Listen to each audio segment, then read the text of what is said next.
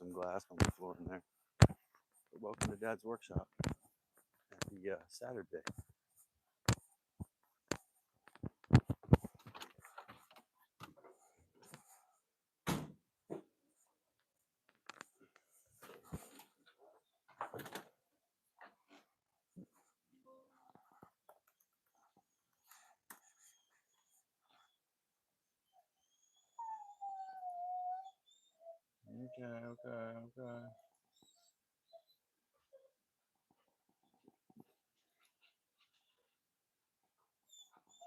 Okay. Okay. Shush.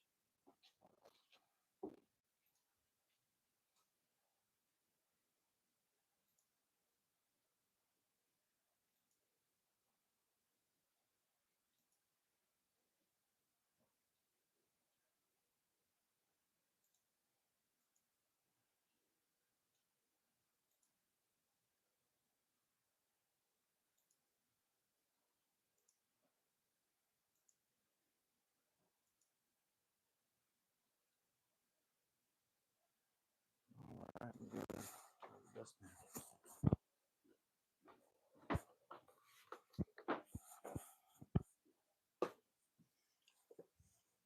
Might have company. Let's see. Welcome.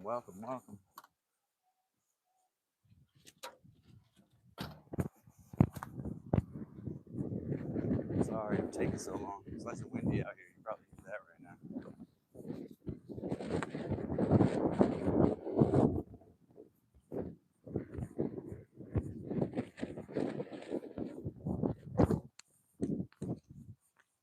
All right. One thing I gotta sweep this. Let me come in and say hi. Hey, ladies and gentlemen, it's Calvin. Welcome to Dad's workshop. Let me get my chat set up.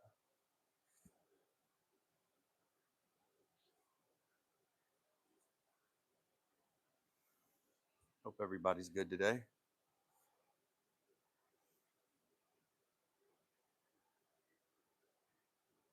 Excited about all the stuff we're doing. Jason Carroll, welcome. I see your name.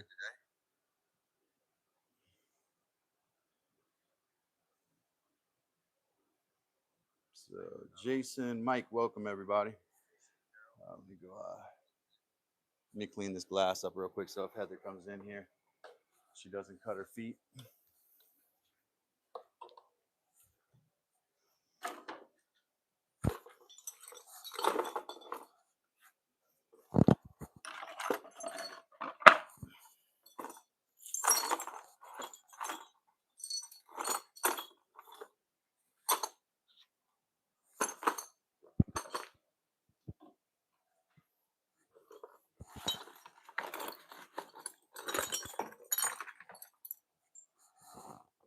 That didn't all make it in there, did it?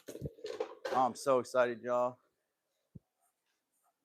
Let's get started on this stuff. First of all, let me show you what happened here because everything is a learning process.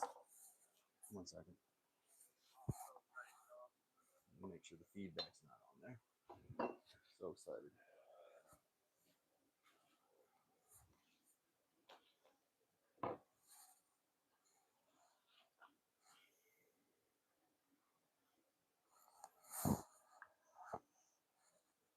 So we got this is a raccoon hide here. This is a technique where you take a thick fat, a tallow, or what I have. I make the skin salve with beeswax.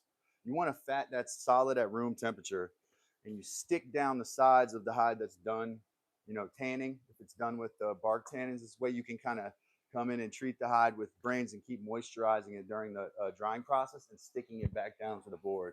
It's a technique. Thought I would share that with you. Like I said, this is a raccoon hide here with no hair. So this has been bark tanned for probably a month and a half or so. Really aggressively bark tanned. And then this right here is a squirrel hide. Same deal. Maybe a little less time in the tans. Not a tremendous amount less though. That's a squirrel hide. So we're gonna moisturize those today. And we got some. I got to scrape down in what they call frizz a hide, meaning remove the grain. But welcome everybody, and let me make sure past my prime time and on a Saturday for sure, and I recognize that. But do what we can here, trying to get it in. All right. Also brought some more finished stuff or drying leather that I'm working on to do basically the same thing except for the gluing down or the sticking down. I'm not going to do that with this leather here. I'm just going to moisturize it, brain it, and then roll it back up basically, and I hang it up inside. That's what I'm doing with that piece there. That's pretty much finished. It's in the drying. You want to stretch the drying process out as long as you can, kind of. So that's what I'm doing with that. Summer, you got to get out of there. Welcome as everybody files in. I've got so there's part of this is going to be dealing with furs kind of later in the live today, but first we're going to deal with leather. I'm going to take out my 3 deer hides that are in the tannin liquor, right? Well, I just took them out of the tannin liquor. 2 of them are grain on leather at the moment. Well, actually there's 4 hides in there. One that's kind of damaged grain, and then there's 2 that are grain on. One that's going to be a buckskin where I've grained it, and then yeah, did I count 4 there? Hopefully that equals 4. It should. Too much thinking. I need to do some more doing here. So let's do it.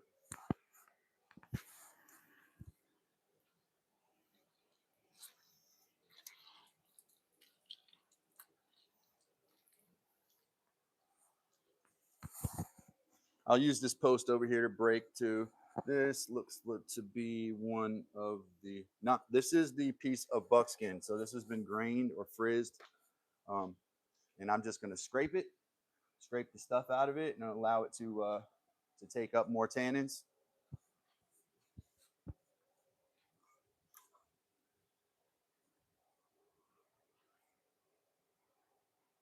That's just how I do things, New Roots.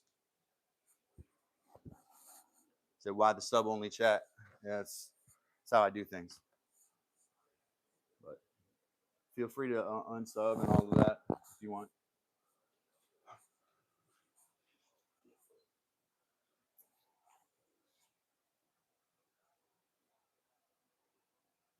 It's not personal.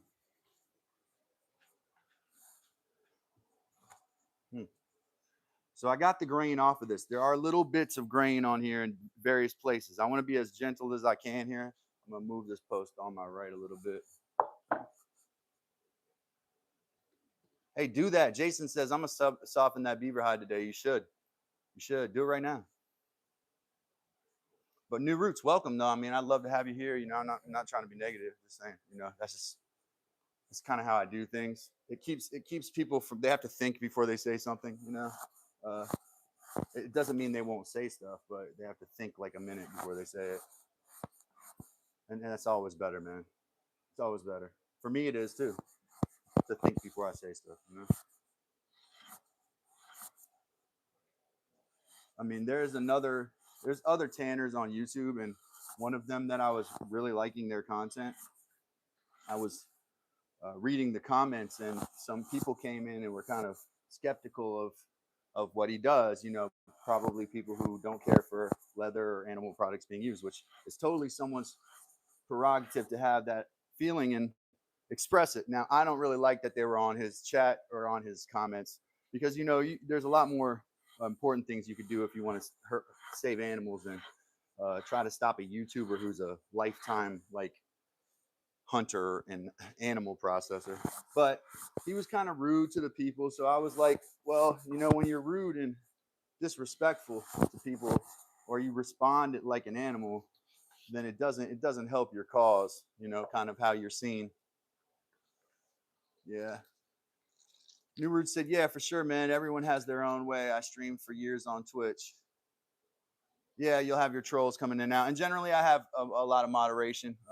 On Saturday, I don't quite have as much, but because, for example, my girl's out. She's grocery shopping, so she's usually on there modding. But I have tons of other mods, too. Just something we do, and it's worked, you know, in general. But appreciate your comment, too. And it is, I understand how it can be a little frustrating, for sure.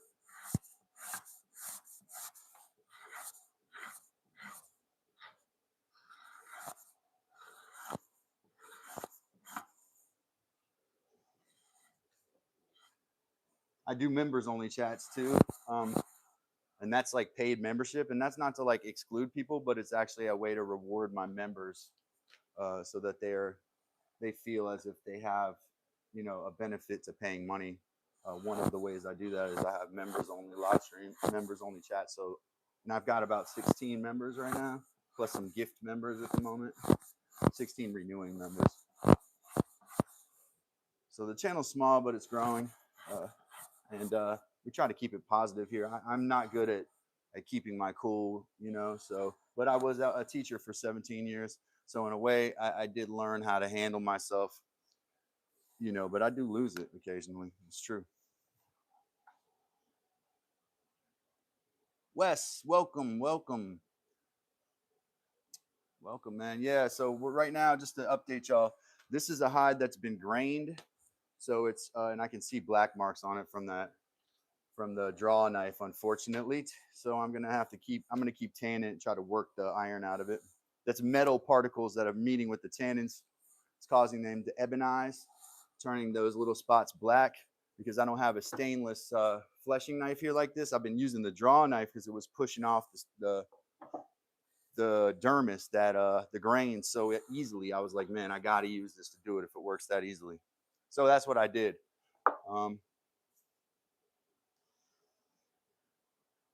Yeah, man. New Root said, yeah, a good VIP stream is great for your community. And then he asked what Wes is getting into today, which I will let Wes answer.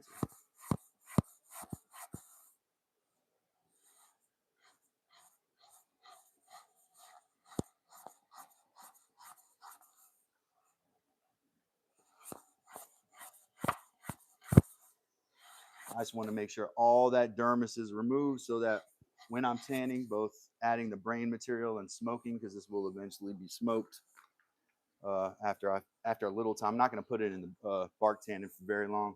I want it to be softer. The more firm you want it, it's going to be in the bark tannins longer. Softer you want it, you want to brain it and go through the drying process with the smoking and then the drying process. Actually, once you smoke it, it'll be dry. It's tricky to smoke these hides, man, to keep just the right distance, and then to make sure that it's fleshed perfectly for that smoke. You do not want to, this is something I learned here. Do not put that hide over smoke if it is not so clean that you don't see any specks of flesh, because then you end up dealing with what seems like a smoked piece of meat. And this is what I learned as a novice here. So I'm just giving you my, you know, now you got to go back. You basically need to rehydrate it, soften that piece of flesh that should have been scraped off, scrape it off, and now you got a discolored hide. So it's tricky to do furs. People want to do hair on to start, and that's me too. I made that mistake as well, and I kind of paid the price because uh, it was very difficult trying to retain hair, which was already hard. It's hard to do. You have to really tiptoe around this fine dance of keeping the hide very cool or away from bacteria. Salting it is the best way, but even then, once you rehydrate it, if those bacteria that cause hair slippage are in there, it starts right away.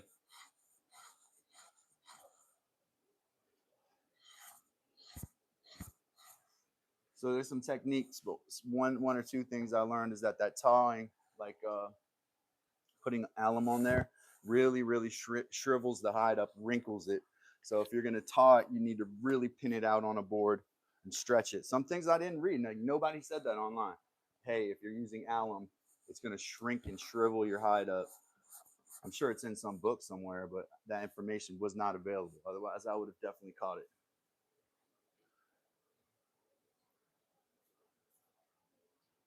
Wes says he's doing new plumbing to a bathroom he's adding to the house. Not too bad in this case.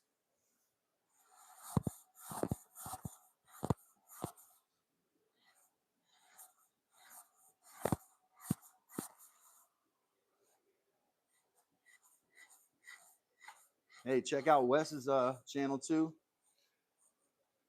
Become a member of your favorite channel. Support the person that you watch the most.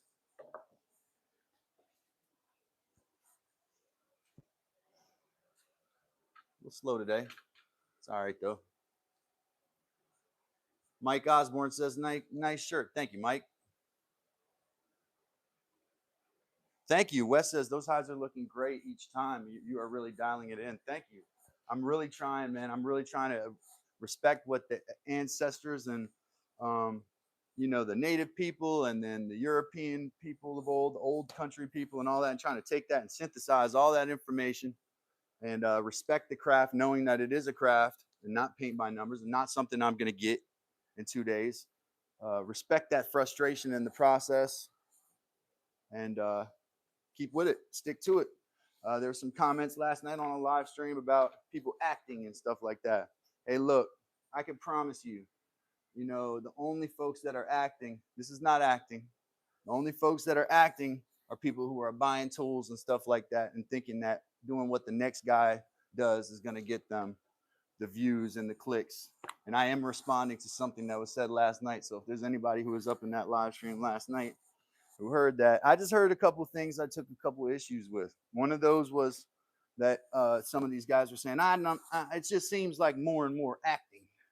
Well, I don't know. I guess you can find ways to hate all kinds of things.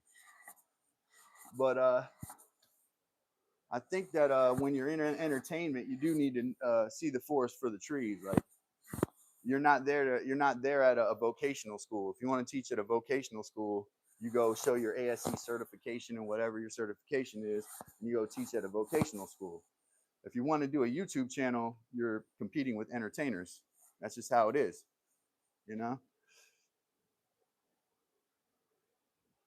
Oh yeah, I love Steve Ranella. New Root says, bro, I was just watching Steve Ranella doing an episode about beaver pelts in the mountain, man. So okay, yeah, he's doing like 6 episodes on that. New Roots. So he's got a series coming out about the fur trade, the pelt traders, right? And it starts like in the Revolutionary War era, and it's going over, and it's I understand. I have not seen it. I understand it's going to be a very honest assessment of what the pelt traders did. Not going to just glorify these guys because some of these guys like almost decimated the buffalo population out west. The hide traders, right? Some guys hunted buffalo. I listened to his whole podcast series on this. Some guys hunted buffalo for meat for the railroad workers. I got a little more sympathy for them. But there were other guys who killed like 10,000 buffalo for the pelt market, and that what happened to the buffalo, to the bison. So they're going to talk about that, and then how these guys it was like towards the end of these guys' lives that everybody in society realized that what they did wasn't like great, and they were trying to reconcile that. It reminded me of dudes that like the SS guys in the in after World War II, trying to reconcile the things they did. Not saying that hunting is exactly the same, but shooting bison en masse and just like for industrial pelt trade was definitely not a good thing for the bison population.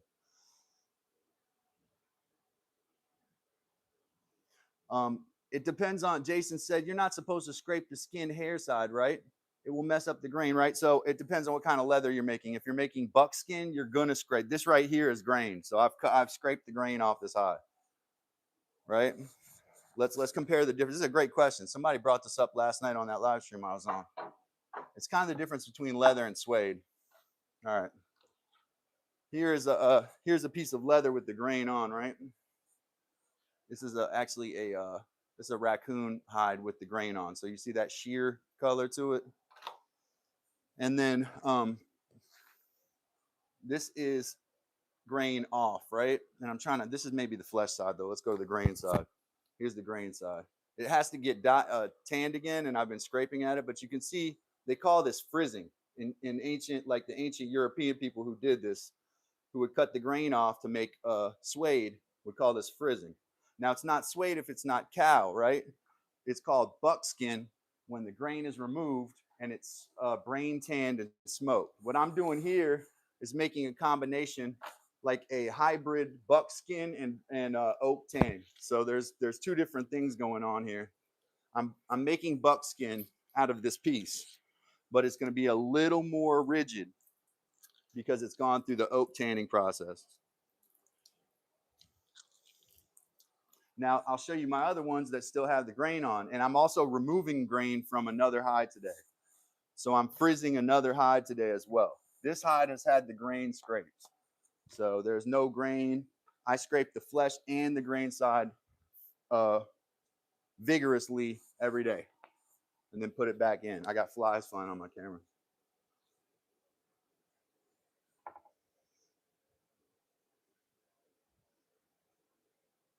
Yeah, my understanding is Steve Ranella and them did some exhaustive research and brought on experts and stuff like that to try to make sure that the series was accurate.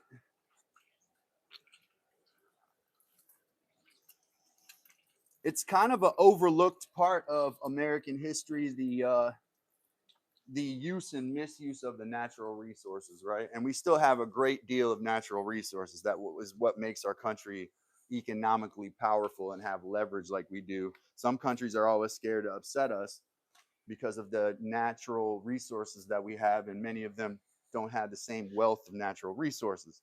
And that's the thing. We've got a bunch in our country, right? Like Mike up there in North Dakota, there's tons of oil fields up there. Like there's a lot of oil, there's gold up there. That's just in the contiguous United States. And then we have Alaska, which is another 3/4 the size of the United States, and is full of gold, full of resources, full of animals, full of timber, you know. So it's scary to other countries, those sorts of resources. But since time immemorial, Americans have also exploited those resources, both in good and bad ways, you know. So it's kind of really the history of our country is the use of them and then the misuse of them. We were talking about that last night too. I was talking about how the Europeans made some of our trees go almost extinct, like the longleaf pine. They made all their ships out of it and just took it. They just took it from us.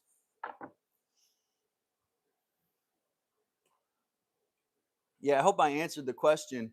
You scrape off the Jason. You scrape off the grain if you're making split grain or buckskin. You leave the grain on. What kind of tanning are you doing? Are you brain tanning? You're keeping the fur on the beaver pelt. Mike says he's from the Modoc. I wanted to know that, Mike. I was curious about that, man. Did I pronounce it right?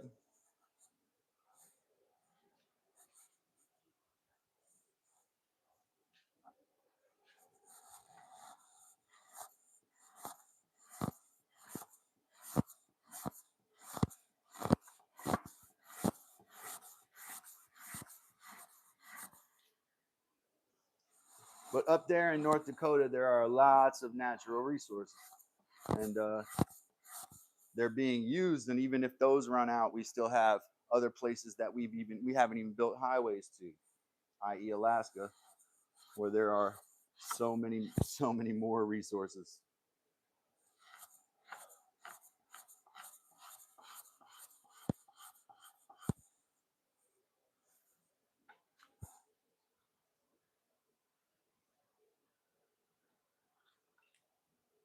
Jason says he's Cherokee.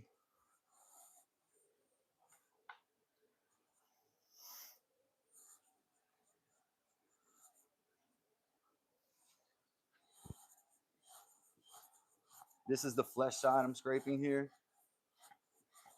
I think I switched. Didn't I switch pelts? Yeah, this is grain on right here. See? Well, somewhat. There's some torn grain on it. This is grain on oak tan, right? And this has only been oak tanning about 8 days right now. So it's strong oak tannins. And this is the flesh side. This is the grain side right here, right? I hope Jason is watching because that's who this is for.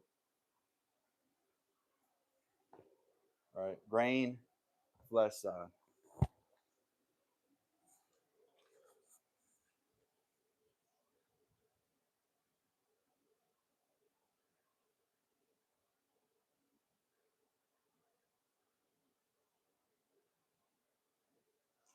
Mike says, "Don't tell anyone at a powwow that you're Cherokee." I'll stay out of that. I'll stay out of that argument.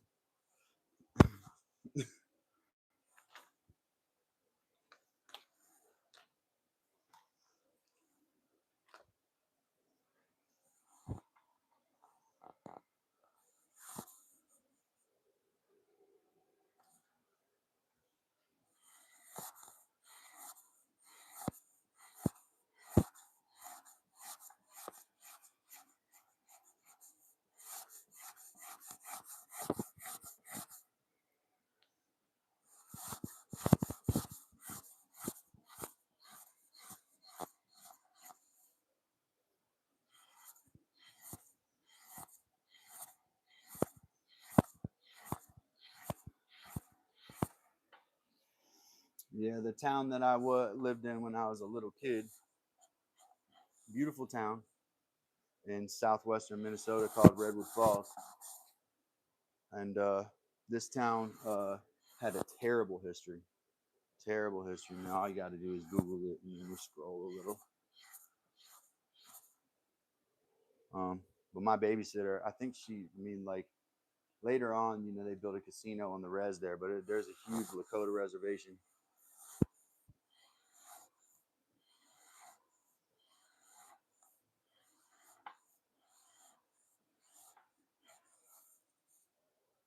My babysitter Rosie, beloved, beloved babysitter was when I was little, full blood Lakota.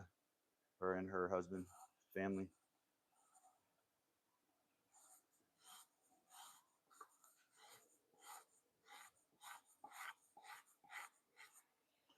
It's interesting. I don't want to make. I want to make sure I don't culturally appropriate here, but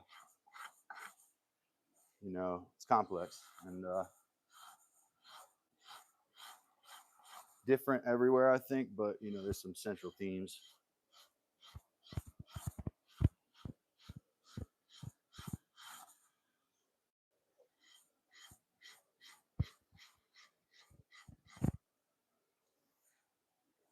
I'm scraping the grain, the flesh side of this to make sure that I got it all scraped down. That you got to just keep scraping, keep scraping. Boopity boop boop. I'm out food shopping, guys. But hey, everyone, thanks for holding the fort down," said Miss Heather. Well, no problem. Yeah, so Miss Heather's usually, that's my girl. She's usually modding for me, but she's out, so she's just saying thanks, appreciate y'all. Maybe make oh no, it's not an argument. It's all good, Jason. You're good, man. Hopefully you got something for what I was talking about with the grain and not the grain. Ralph, welcome. Maybe Heather, you can make like Jason or Ralph and New Roots, anyone else in here, make them mods. Can you do that from where you are?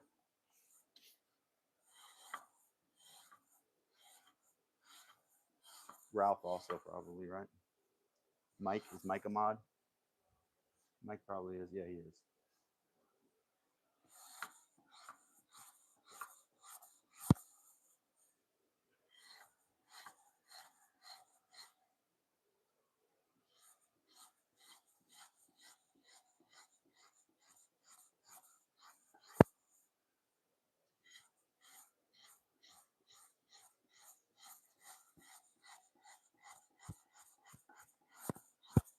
This is getting down to pretty clean. I can feel there's just not a lot of scud on it.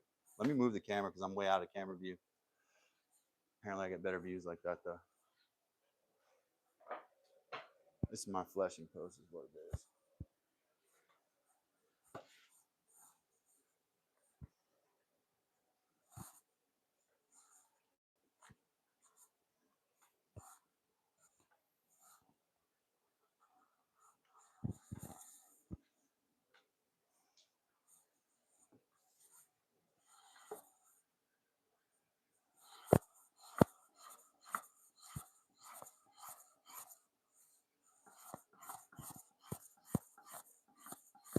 Every time you do this, you push out the fluids out of the hide. So whatever stuff is still remaining in the hide from the pre-process of liming and brining and all of those kind of nasty processes you did before you stuck it in the tannins, all of that comes out, which is what you want to happen.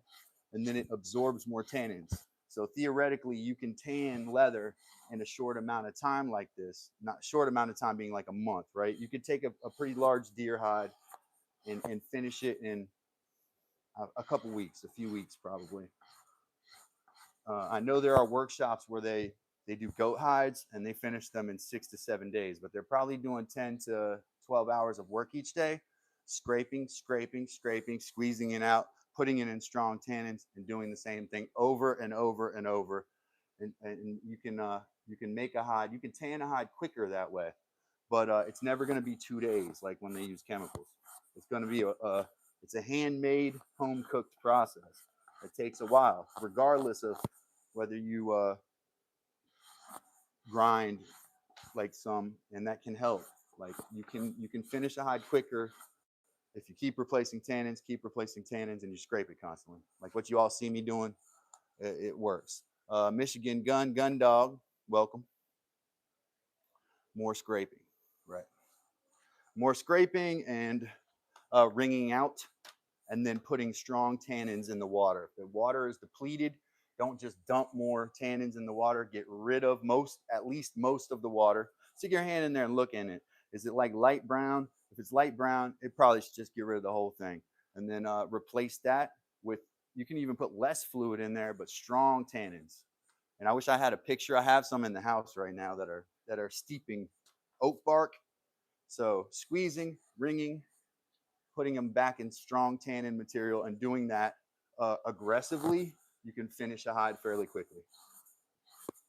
But I would say at my level, and I just started, for me to be sure, probably working a full day of doing this every day, it'd probably still take me 2 to 3 weeks to like have a hide where it's like you look at it and you say that's done. That's what I'm thinking about right now. Is Thank you, Mike. Mike said you're doing good, Cal. Appreciate you, Mike.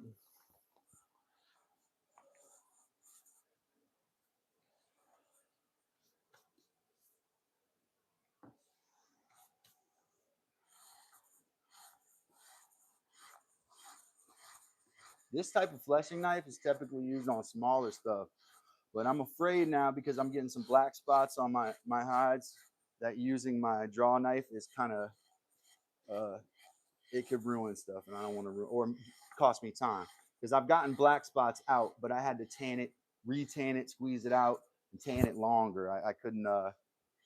It didn't just come out from tanning process. I had to go through and like attack that spot. And even then, I don't know if I completely got all of them out. Probably not.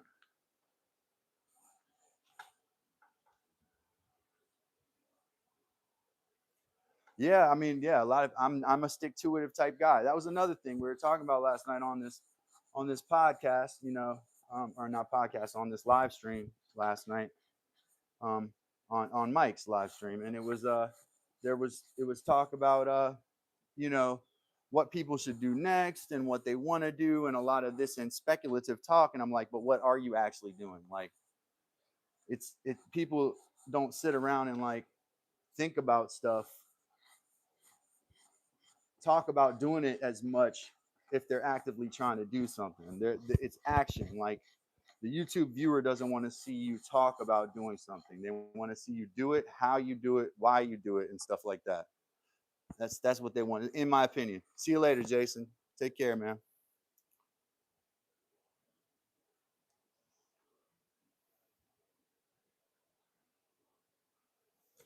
I didn't say something. Anyway, yeah, I mean, that's what they want to see. So, and there was just talk about, kind of this like imposterism that I hear. I got a lot in the woodworking community. You hear a lot of talk about that. Like, people throw their qualifications against each other. I think a lot more than what I've seen in other things. Like,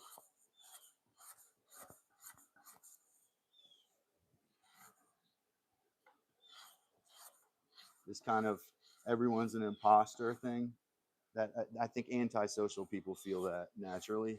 They're like, oh, all these fakers, I'm the real one. That's not the case all the time. Like, if you're the real one, then demonstrate that, and the audience will know you are. They'll sense your authenticity, right? But it is an audience, and you can call it is a community too, but it's not the same kind of community like at your church. It's different,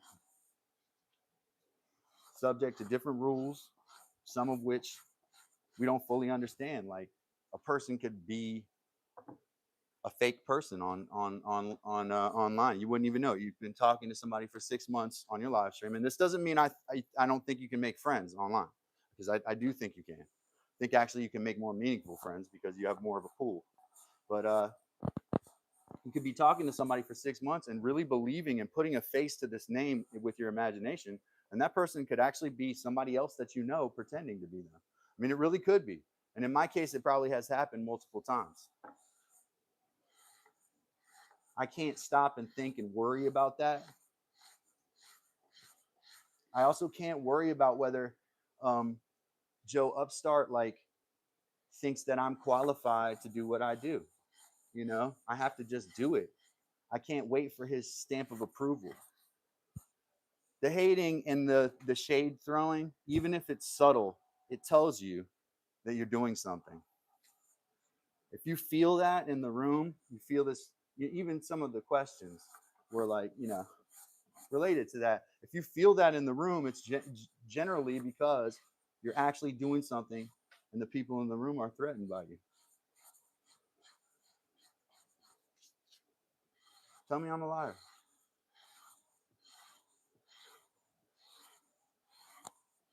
Hate is not the opposite of love or care. Indifference is. When people go out of their way to make comments and do things and say things and backbite, that usually shows that they have feelings about things one way or the other. You know.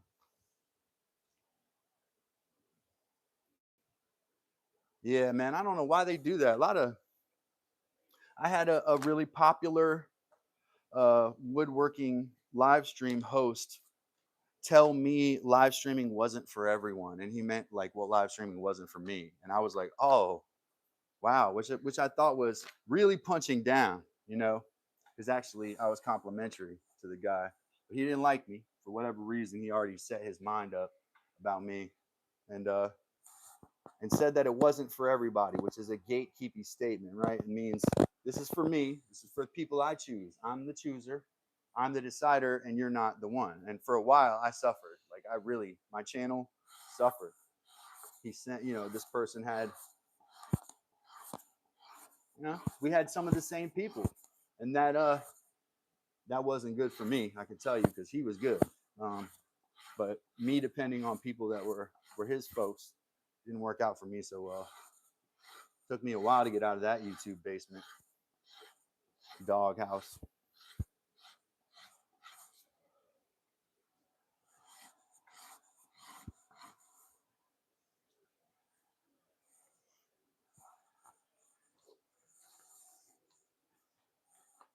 And then, you know, there's been others, people shifting and you kind of disappearing, but that's okay, because that's the way this thing is, man. You gotta roll with the punches and pivot if you have to.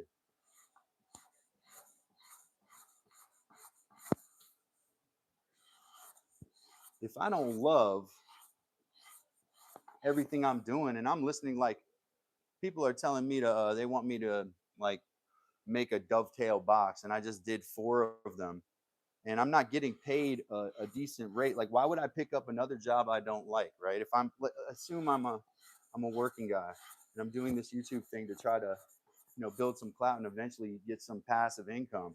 Why am I going to do another thing I don't like? If I'm not into it at the moment, I'll come back to it when I'm ready. I never ditch skills. When I learn a skill, I keep that skill and come back to it. I immerse myself in what I'm learning, and I always retain and go back to skills. I always appreciate the things I've learned. It's not that I'm not going to do them again. It's that I have to sometimes pivot to other like shift lanes. This is how it is.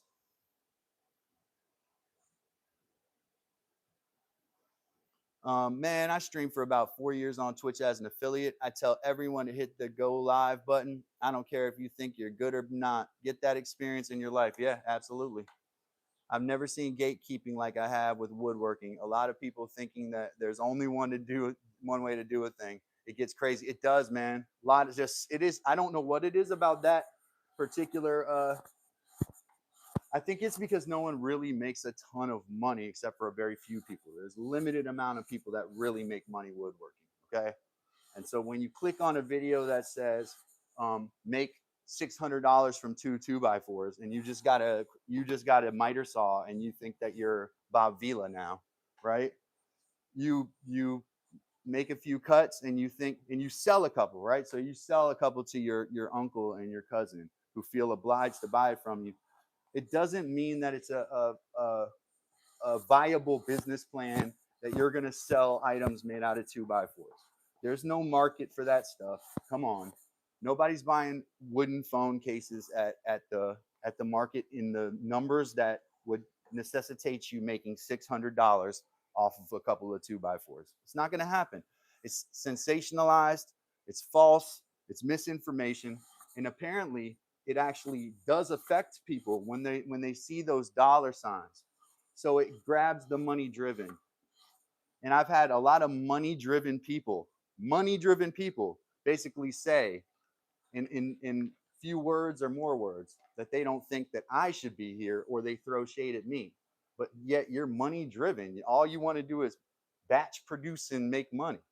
So how should I not be here? Well, we'll let the numbers speak to that.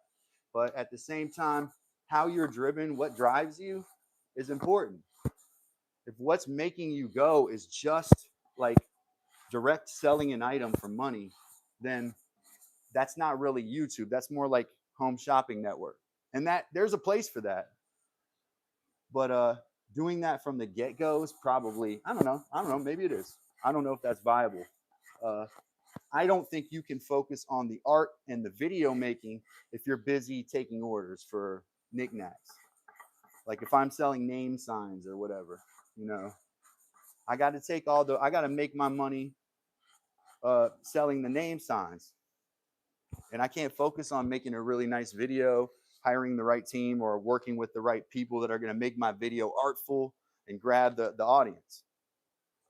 So I don't know. It's tough. It's a balance, but it is performative. That's a fact. But that doesn't mean that it's false. Just because someone does something on camera doesn't mean they're fake doing it. It just means they're doing it on camera. Take Steve Ranella, for example. He hunts on camera. He's a legitimately awesome hunter, right? He's a very good experienced hunter, hunted all over the world.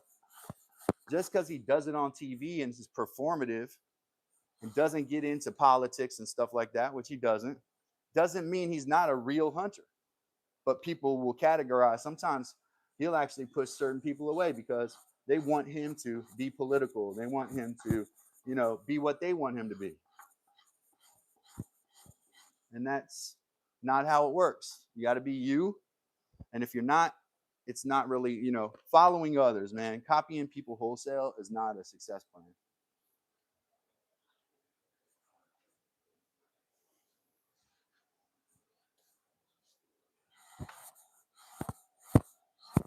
For me, my whole thing is crafting things from scratch. Ever since I was a little kid, man, I dug up clay when I was a little kid outside. I wanted to make things out of clay, pottery things from scratch. I wanted to make bread from scratch. I wanted to grow the wheat and make the bread just like the hen did in the store. You know, I wanted to do all that stuff, and that's who I am. I want to learn the thing. And then while I'm learning it, I'm the type of person can show someone else.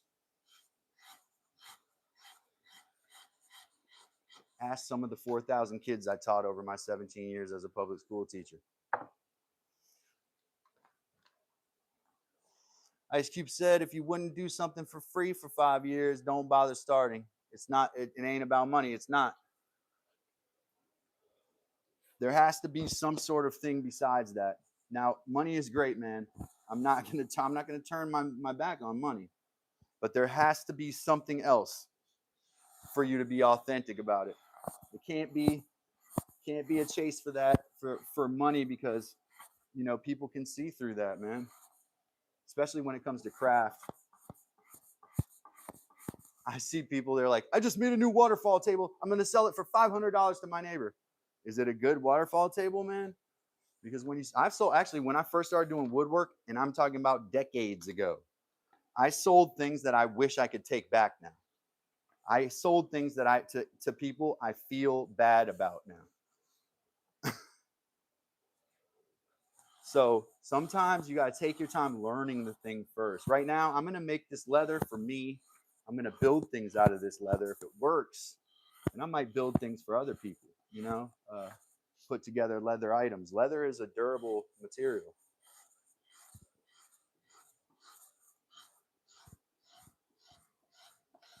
I'm going to get me a lumber mill in the next couple of years too, and cut some lumber and build buildings and things like that. Who do we got? Heidi here? Heidi says, we will be going live tonight at 8 p.m. Central. Okay, Heidi. Everybody, shoops are live 8 p.m. Central.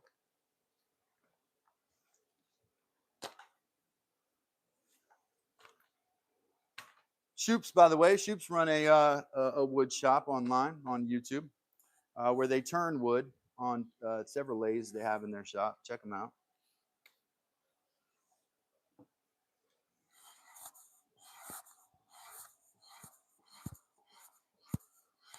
Bill and Heidi.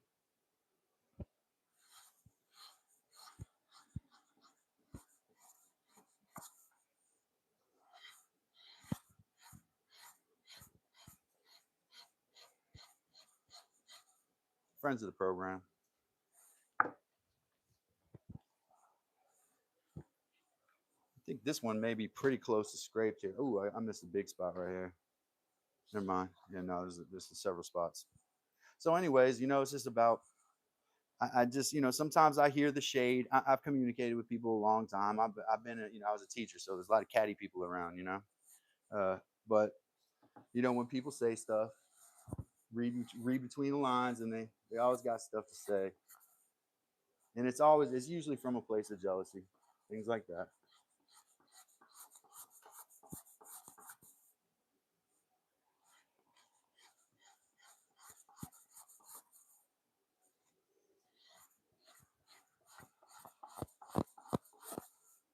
First thing I'm gonna do is make an apron. I'm gonna use that what do you call that stitch? That saddle stitch, and make a line around, like pin back the leather so it has like a seam, and do a saddle stitch all the way around. That's what I'm gonna practice. That'll be the first stitch that I kind of really practice on, and then once I make that apron, I'll use the apron. I'll use the apron to craft more stuff. The apron is a good piece of equipment, and it protects you. A nice thick leather apron, durable leather apron that's washable, by the way, because bark tan leather is washable. An apron like that can protect you from. I said this last night. I had a leather apron on, and I was milling a log with a chainsaw, and the chainsaw kicked back because there was a piece of metal in the log, and it went straight back into my chest. And I had a leather apron on. That leather apron saved my life, man. That saw would have gone straight into my sternum. I don't know if anybody's had a chainsaw kick back on them before. It just happens randomly, right? Because the saw hits something, an object, maybe that, like a nail that somebody nailed into it 50 years ago, will catch your chainsaw and kick it back, and you won't be expecting it. Yup, haters hate you because they ain't you. I love that.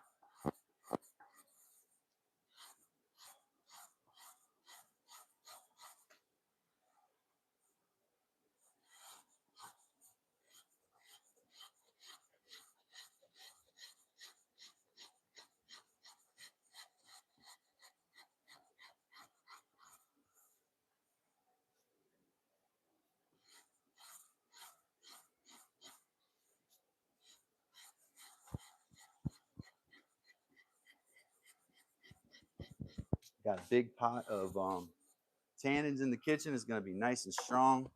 It's going to make these things nice and dark. I think the next time they come out, they're going to look almost like finished leather. I'm scraping them so aggressively, I feel like there won't be much mess left on them, and I could just pull them out, wring them out, put them back in, put more tannin in, and keep going that way. If you get that kind of hard work done as early as possible, it's a little easier. Um, it's kind of hard to see how much to scrape off though, because as you're tanning, more of that tissue loosens up over time, especially on that flesh side, to where you're like, oh, I thought this was clean, but there is still some more scud on there.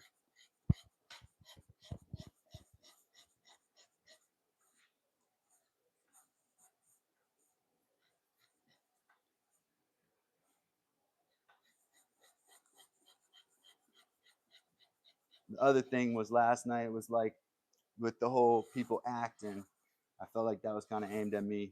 Um, People are acting. I was like, how am I acting when I'm doing this 18 out of 24 hours in a day? And I only come on here for 2 hours. As soon as I finish, I stay in the shop for another 4 hours. How's that acting? Like I stay in the shop. I was in the shop till last night, till like midnight. It's not acting, man. It ain't acting. It wasn't acting when I built the timber frame bed with no nails, screws, no pins, and without any plans or any precedent on how to build a joined bunk bed like that. Like there was no plans online. I did that myself, and I did it over the course of a year. I built 2 of them, designed and built them. That wasn't faking. That wasn't acting. Making each component by hand. It's just funny how they pick and choose. They kind of nitpick what they want to say. You're not authentic because man, because you pivot, dude. I did the same thing. Literally, I worked on the same project, dedicated myself to this woodworking project, and did not stop. Did it every single day, made videos about it, and did lives on it every day until that project was seen all the way to completion. That's what a lot of people really can't stand. They can't stand the idea of starting and finishing a project. A lot of people want to write the great American novel, right? But they only get a couple chapters in and they quit.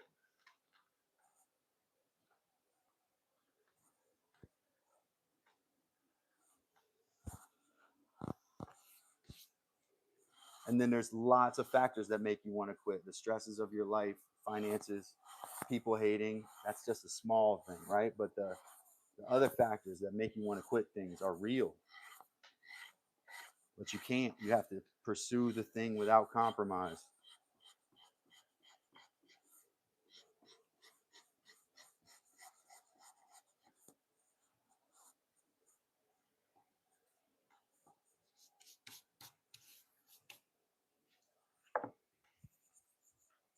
Mike out of here. See you later, Mike.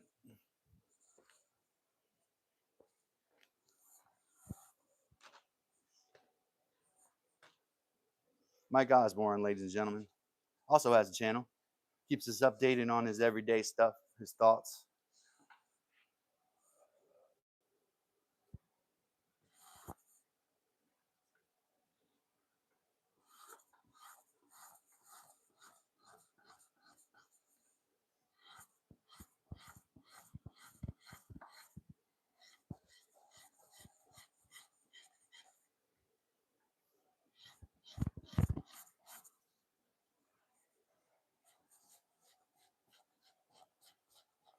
Y'all can almost see how that looks like, chestnut colored suede probably in the camera. That's because we're getting down to the end of all of the schmutz, right? We're getting down to the end of the flesh and fat and things the scud that we don't want on there. And so now it's starting to actually present as the bottom surface or the flesh surface of leather.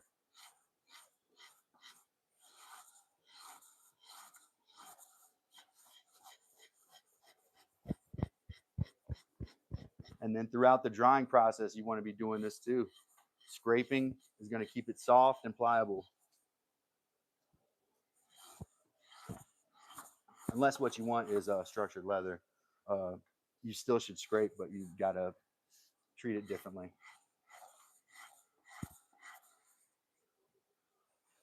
Pin it and dry it like in place. But generally, even structured leather comes in a roll. It has to be unrolled, you know. Mike, we love you, man. If you're still listening, take care of yourself too. So this is the grain leather I was just working on. We see we're almost down to where there's not much scud left on it. There's some breaks in the grain right there. You see some damage to the grain, but not enough to where I want to take the whole grain off. I think I can get enough leather from this that I want to keep it like this. I'll keep tanning it.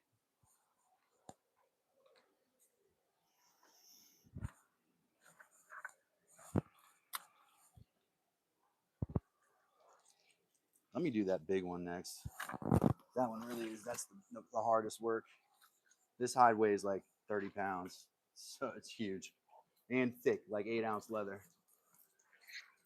Sorry, I'm over here trying to squeeze it out before I get on camera. It's gonna drip a lot.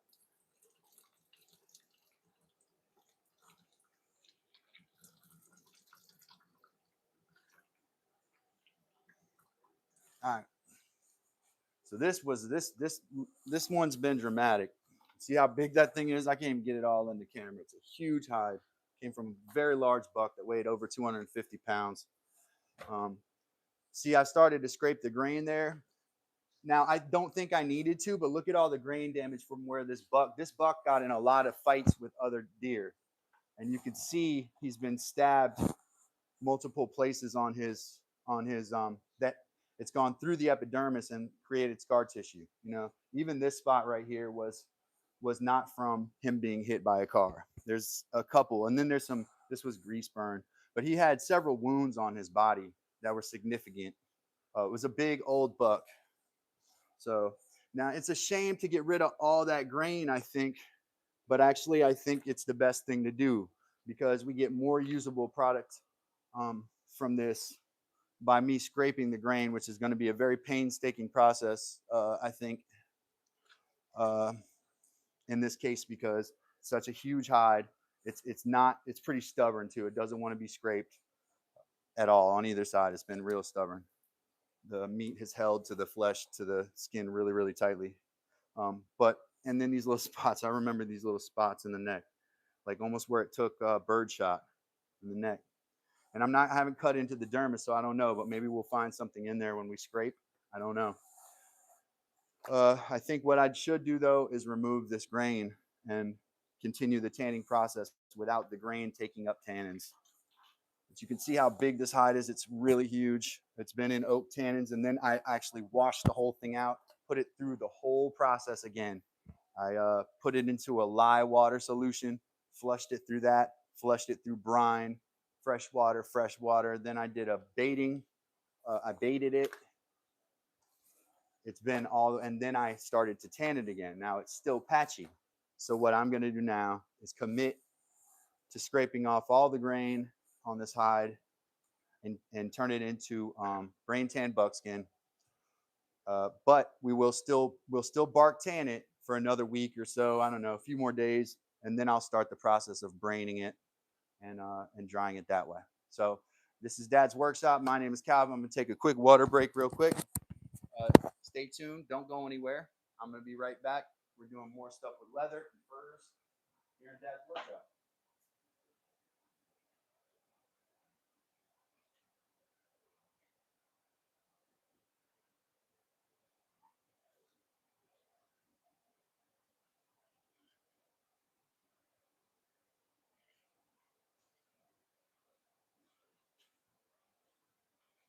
Okay,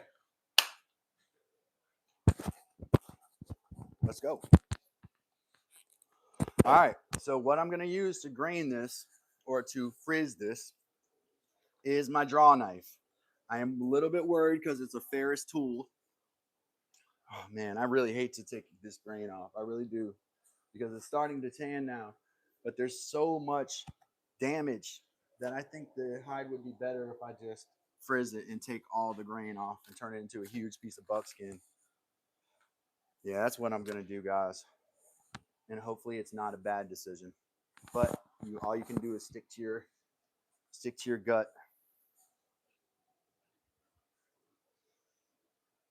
See if anybody said something because my chat hasn't advanced here.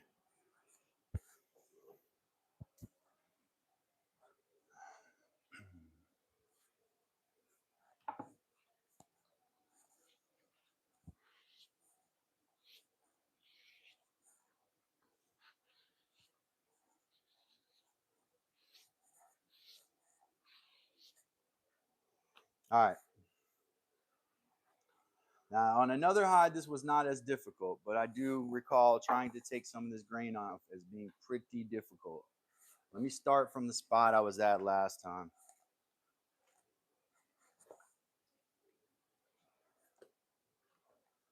You want to, I understand that you want to do this like in a certain way so that you can kind of keep control of where you are and not get erratic. So I'm going to start, this is where I was working. I'll make it right here and I'll try to get the camera kind of on this spot. It's called frizzing or graining. All right, what we're about to do. It's kind of a weird stage for me to do this, but based on the damage and what I've had to go through, I think it needs to be done. Y'all see that? I'm a little concerned because it does look as if it's turning gray.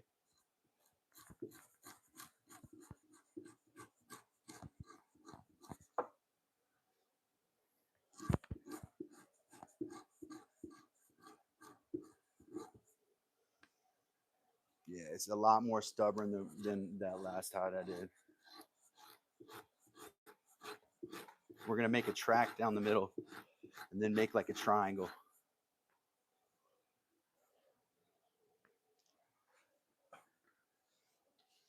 If you're making grain leather, this is not what you're doing. You're not removing the dermis. You're not removing this membrane. But since I'm not convinced this will make very good leather like that, I'm removing this grain and we're going to turn this into brain tan buckskin here.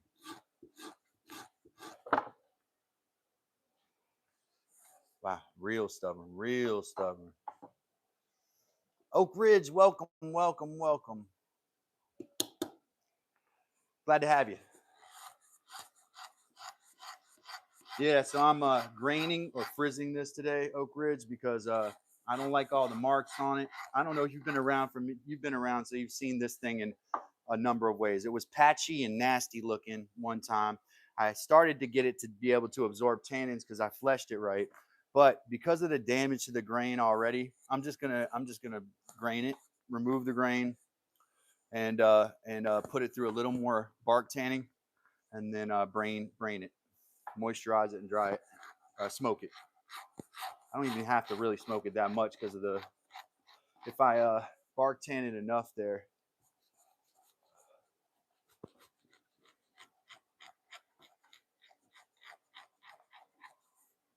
All right, so the next thing I understand.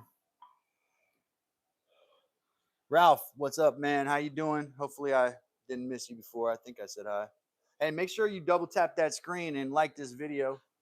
My name's Calvin. This is Dad's Workshop. What we're doing right now is graining a large deer hide, a buck hide here.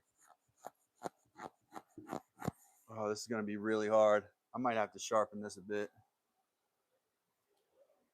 I think it needs to be a little sharper.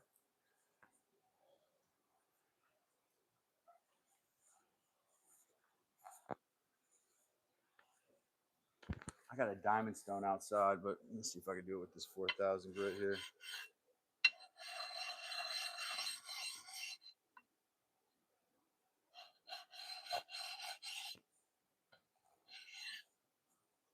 Problem is this creates, man, I don't know if that's the ticket. I think probably.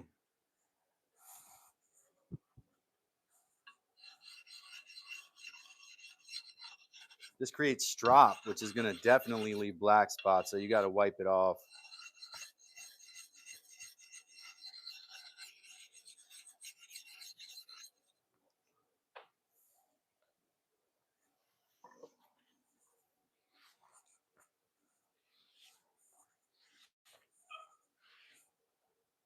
No.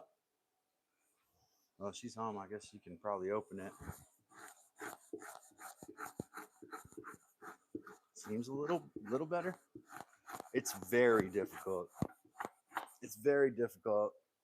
It's gonna be extremely laborious to remove that grain if that's how hard it's gonna be. I'm gonna have to find a more effective way to do this, either sharpening or doing something. Ava, yes, somebody, Wes gifted like 5 memberships yesterday, and you received one of them. I went back on. I don't know if you made it back on yesterday.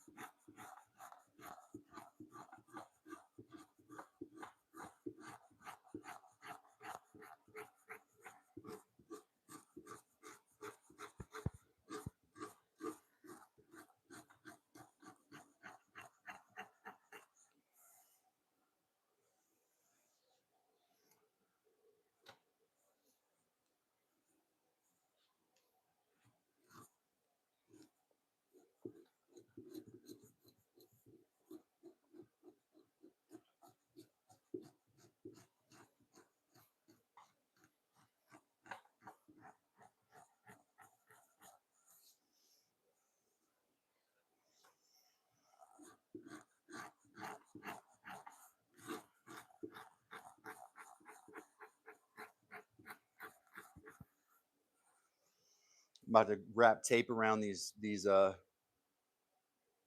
nuts at the top here because they dig into your hands with the grip you have to use.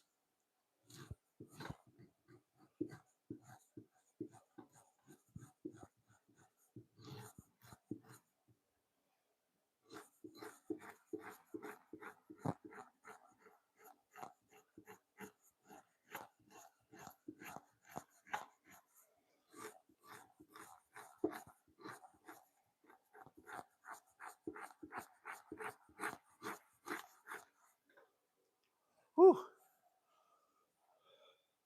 Yes, sir. Not for the work shy.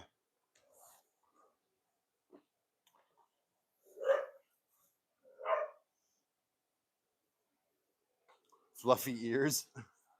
Where did that come from?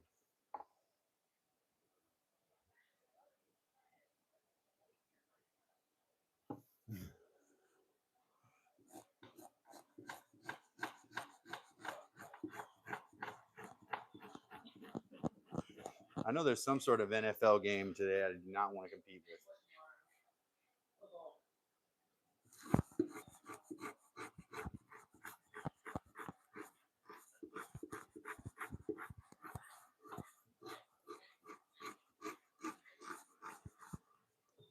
Hey, Jovi.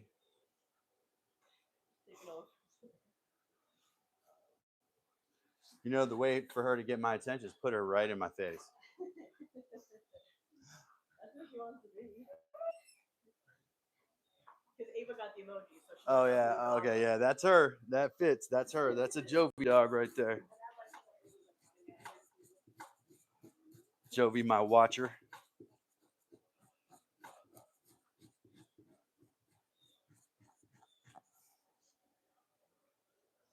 The Joverseer. That's what we'll call her.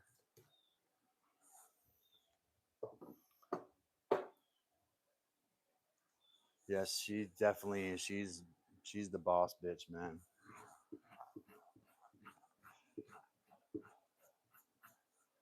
It's time for bed, if it's time to eat, if it's somebody's being misbehaving or acting out of sorts or untoward, she has a problem with that.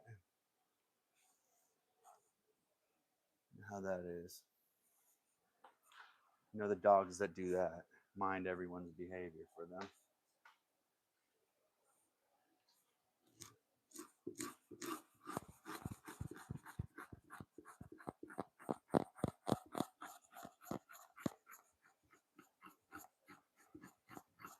Want to welcome new members. I think Oak Ridge became a member yesterday. All the gift members, Ava, of course, and then uh, the also SRT Cop the other day. Want to say thank you to him, and then this guy Kevin. Haven't seen him very much from a few days ago. So all the new members, appreciate y'all. If you want to become a member, do tap that little dollar sign in the corner. We are a community. You don't have to pay to be a part of the community, but as far as keeping the content going, that's how the biggest way you can do that is by becoming a member, because that's how I know, you know, how much time I can spend doing this. Bills, you know, just the lighting in here. It's quite a bit of lighting to make sure that you can be seen and provide content like and do this. So thank you for supporting the channel. If you aren't a member of anyone's channel, I would urge you to consider becoming a member of your favorite channel, whichever channel that may be. And if they're not quite at that level yet, help them get to the level where you can become a member, which I believe is 500 subscribers now.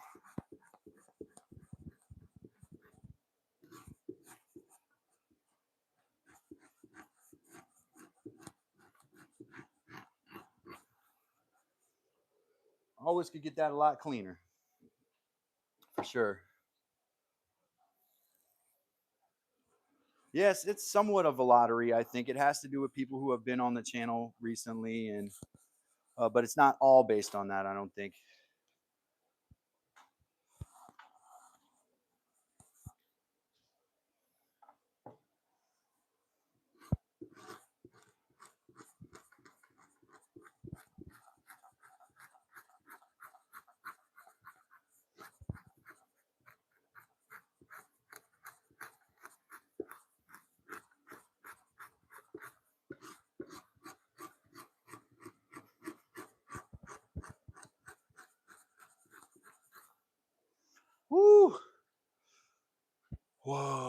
some blisters doing that. I can promise you.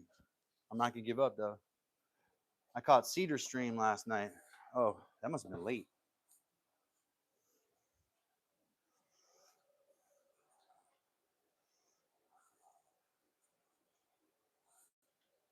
Must have been late.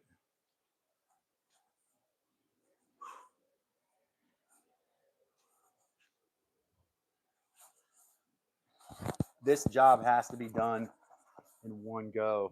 So, because if I put it back in tannins, or it has to sit outside of the tannins until I do it, because it will tan unevenly if I don't scrape all the grain off and put it in. So you see how that's tricky? So this job, as big a job as it looks like it's going to be, which is tremendous, because what I just did is like 1/12 of this hide, and it's not even clean. So it's going to be a lot of work. That other one scraped so much easier.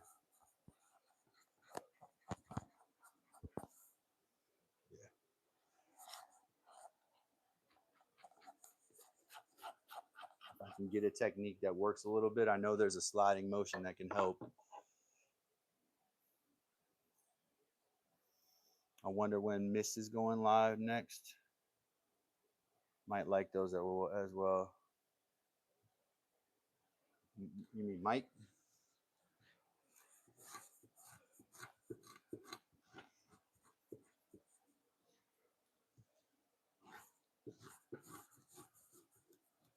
I think it's too dull.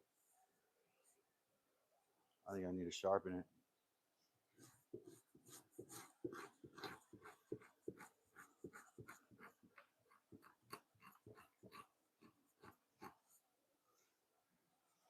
Oh my gosh, it's so ridiculous. What did I get myself into? I'm gonna have to have that grip, so otherwise I'll get blisters too fast from those the hardware on there. Sticks right into your hand. Maybe a way I could tape over that to get a better grip, but right now it needs to be gripped like this. May work better anyways.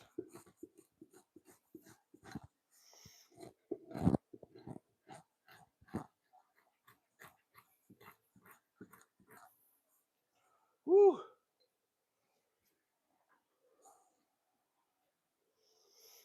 I'm gonna look like I've been hitting the gym after I finish this hide. Woo!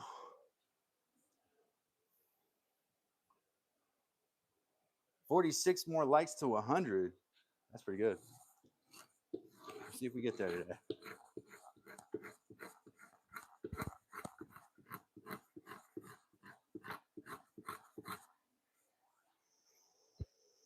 Shout out to Wes Does It for those memberships he gave away. That's where Ava got hers from, and a couple more people, I think. Soldier got his from there.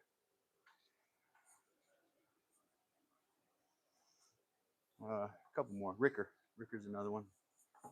Shout out to Ricker wherever he's at in that beautiful state of Tennessee.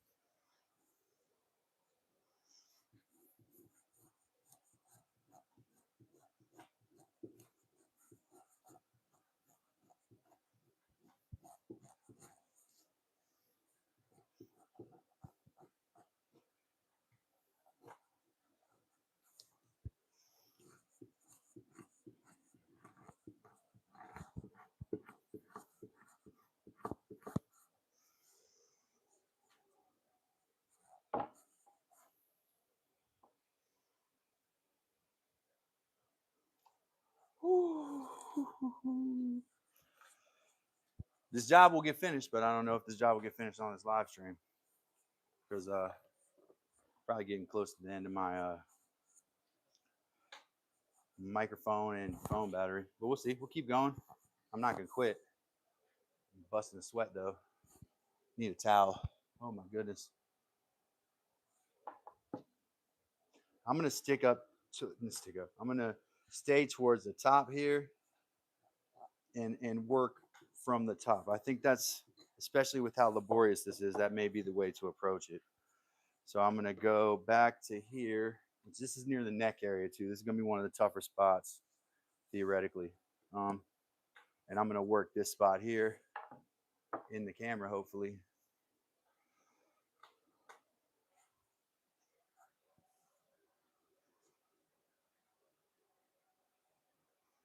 Oh no, the I'm using my draw knife right now. It's just this hide is just more stubborn, and the draw knife might have dulled a little bit from scraping that other hide as much as I did. I just scraped the whole dermis off of that one too. All right, said I was gonna stick to the top. Use because you can use your body weight right here in a way you can't down there. It's a little easier. You can do short strokes.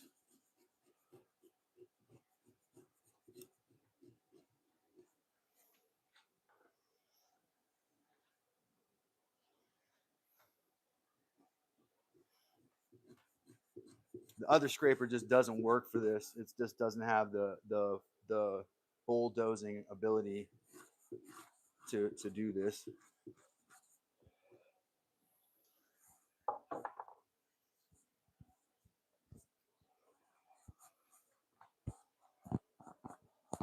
This was the spot I did yesterday and was like, whoa, this is hard. I remember that. The other hide, the skin came off much easier.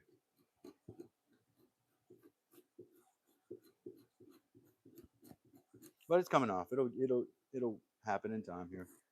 We'll get it.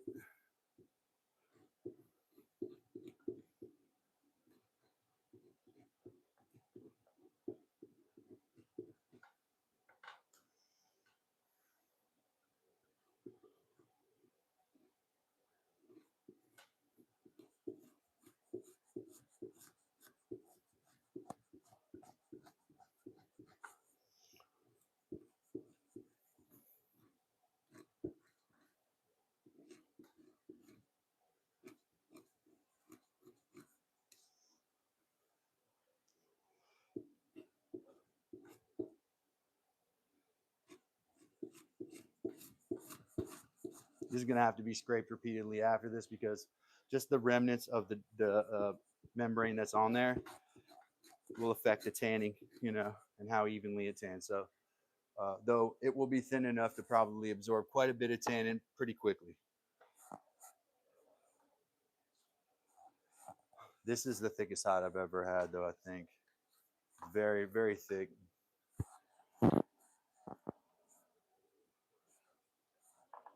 Like a cowhide.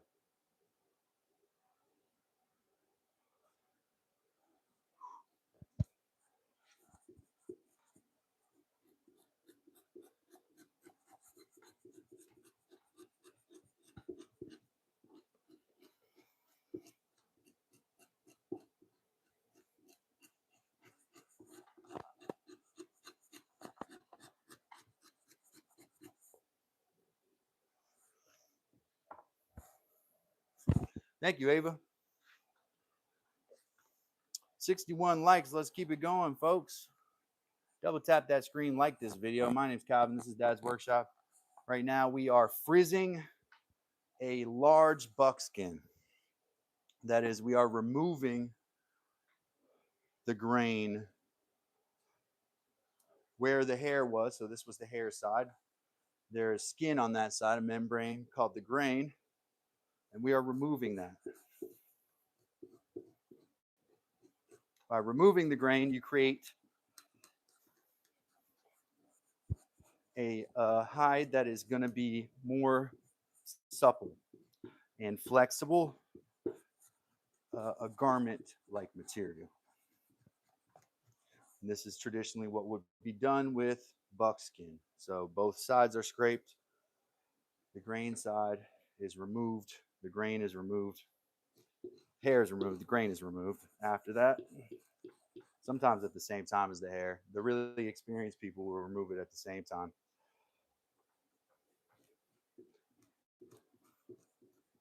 It's kind of hard for me to see at that stage. I haven't gotten to that level yet.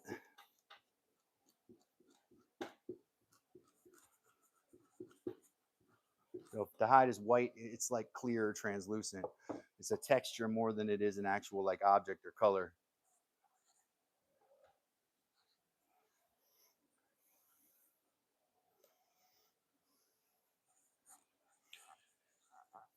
We are going to finish this making leather and furs, and then we're going to make stuff out of them, you know? And that's the next step of this process after the leather is complete, is to craft things out of it. So hopefully you become a part of the family, subscribe to the channel, consider becoming a member. We have a growing number of members. We've had almost like a member a day recently. Don't want to jinx it, but become a member so that you can be around as we do the great things we're going to do going forward on Dad's Workshop, crafting things from scratch like we love to do.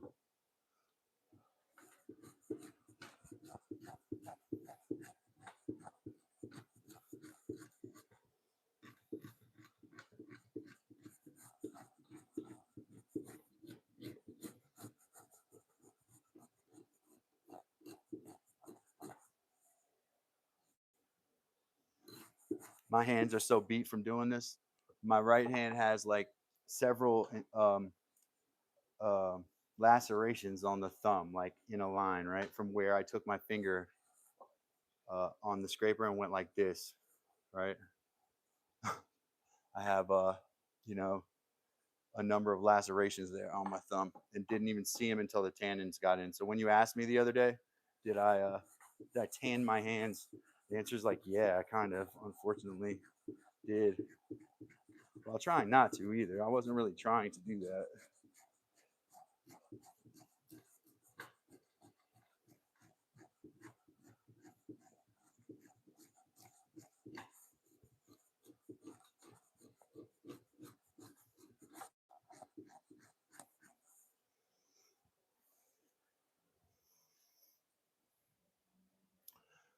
I will definitely pass that along. He may still be here though. So if Wes is still here, he was here earlier. Shout out Wes. Thank you. Ava says thank you for her membership.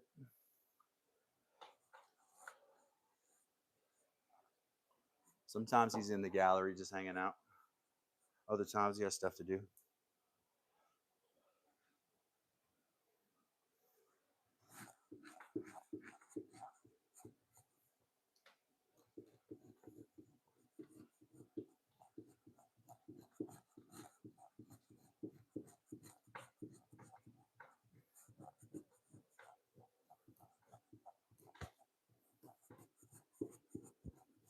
So if I had this to do again, obviously you can see I would not tan the dermis that's going to get scraped off. That's a waste of tannins, right? So if somebody's in here as an expert, definitely like sorry about that. But I kind of just decided over time that the grain should be scraped off, and so we're going to go ahead and do that.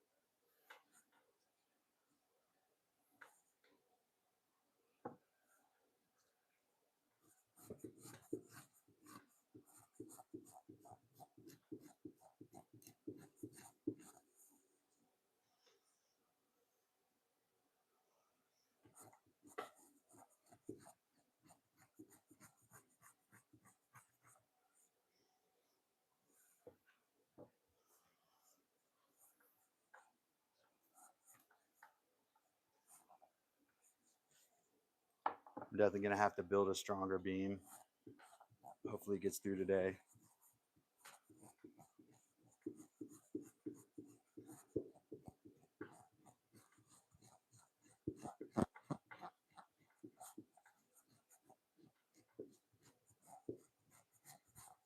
Whoa.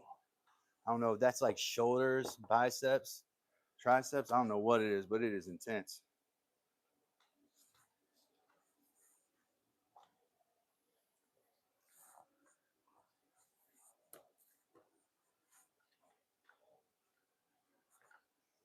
Forearms probably too.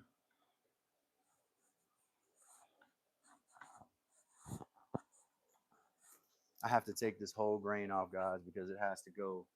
It has to go into tannins. Normally, I get an email when I get a gifted membership, so it's surprising. Yeah, we just thought you were like a Gen Z person who doesn't check your email, so that's what Heather thought.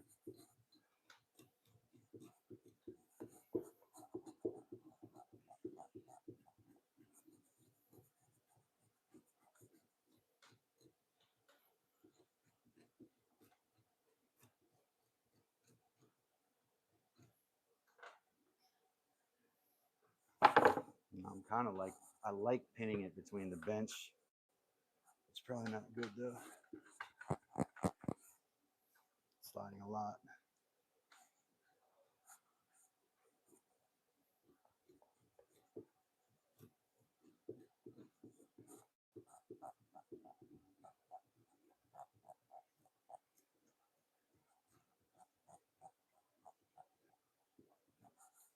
I imagine as you're scraping this dermis, you get a lot more than you bargained for, like typically, especially for a novice. So it probably does thin the skin out a lot. Now, I was watching this Mountain Men show the other day, and I wasn't aware that you scrape the grain off for buckskin at the time. So when he finished scraping it, I was like, dude, he just made parchment. Like you can see through it.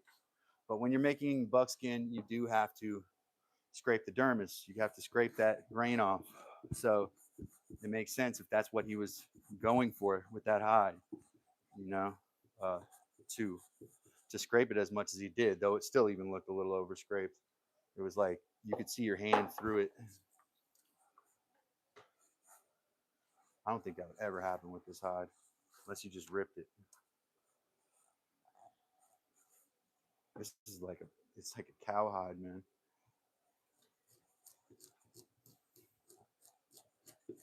The bucks literally get thick skin, you know, probably because they take hits from other bucks, and so evolutionarily or whatever, they've just had to develop thick skin.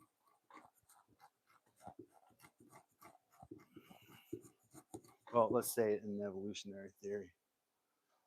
The ones that were thick skinned survived much more often.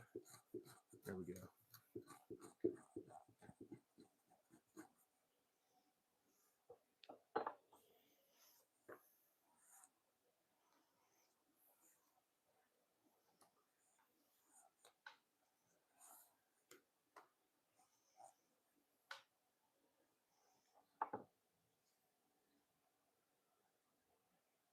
The camera's foggy.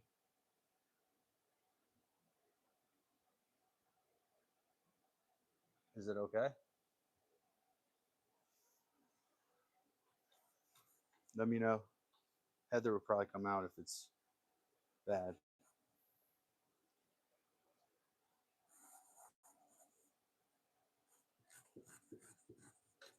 This is hard because I got to get this edge and it needs to be.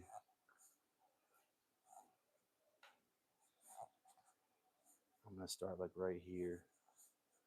See, I can use my little tool here to do this.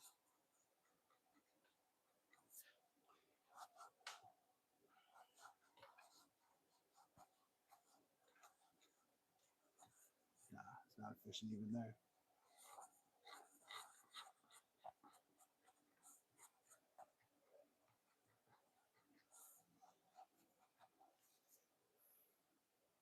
It's going to have to be the other direction. This, like that. That'd be the only way I think I can do it. I'm going to have to cut this leg flesh out too here.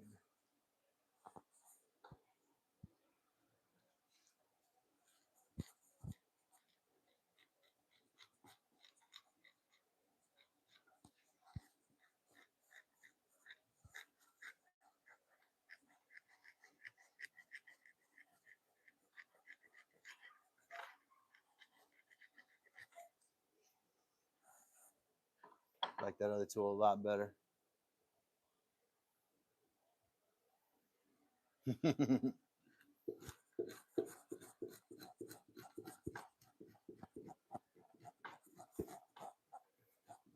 What I need people to do is, if they like this content, share it with a friend, you know, And that's the most important thing you can do. That word of mouth and the sharing of content, comment and share. It's a bit more important than subbing. YouTube's algorithm doesn't even care about subs. They care about where you actually click. So where you actually click is where they're going to direct you. Even if you unsub to somebody, if you keep going into their content, they're going to keep suggesting it, right? I'm going to make a track right down the middle there, hopefully. Go from there.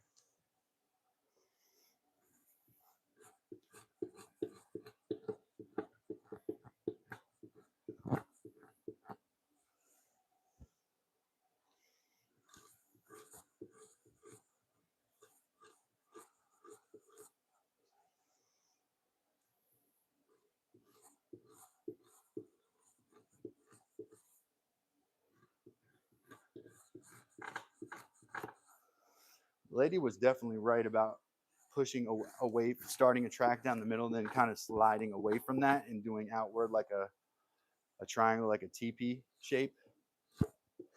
See how that works, because you can grab the grain that way. It kind of grabs, your blade will grab onto the grain and pull it off. So I can see why that's effective. Yeah, see, my muscles are starting to figure it out, I think. Body weight. Got to lean some body weight on there.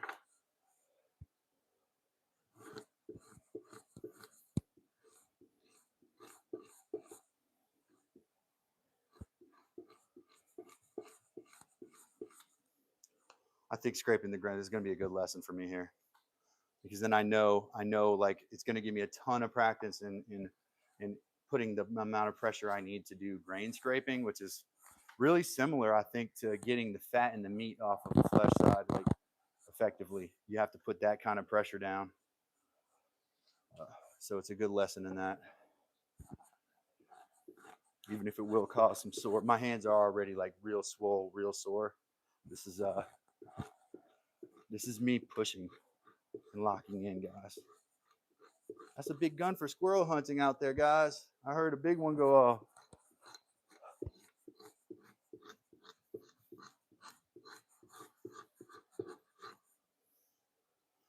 Taking a 50 cal out to squirrel hunt.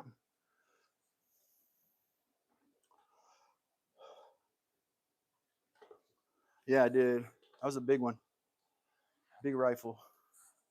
Maybe a muzzle loader though. It's a weird sound. Not typical. Two in. Well, it was two shots, so probably not a muzzle loader. It was a pow pow.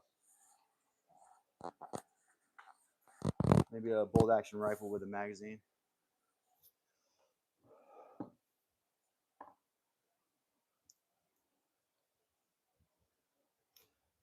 Avero says, I yap to fill in the void in chat, so it's not empty. I don't ever expect all of my message to get read. It's okay. Yeah, especially with me. Don't expect that. I do my best, though. I try to keep up with the convo, that's going on in there.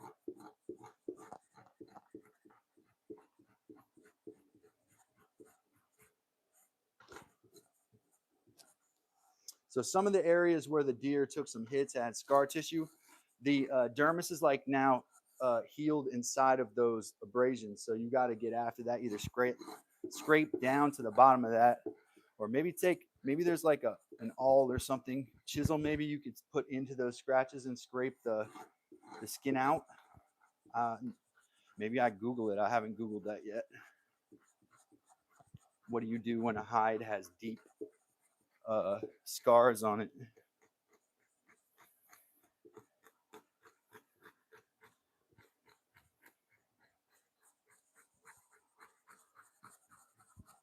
Yeah.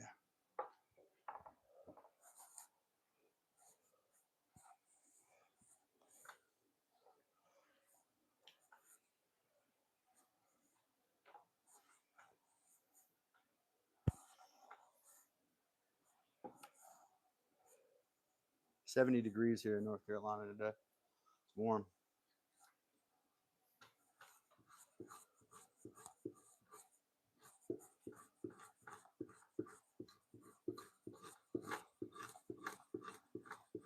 This is right on the neck here, so it's going to be one of the more difficult areas. thickest skin.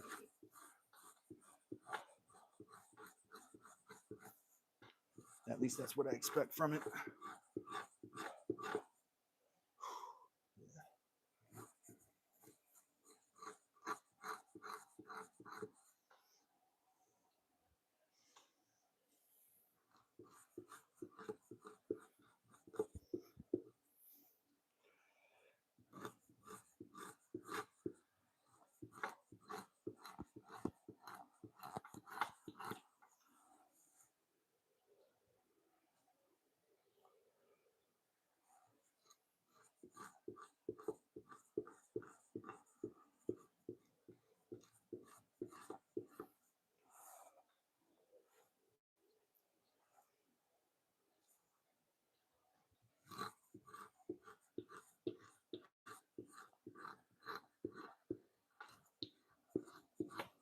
Someone tell me a story. My goodness.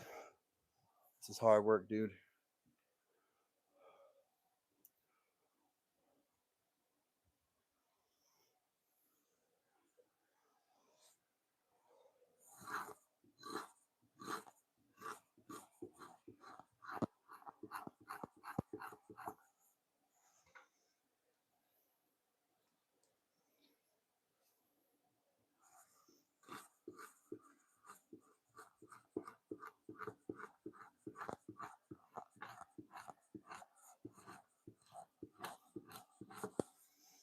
In case you just came here, my name is Calvin. This is Dad's workshop.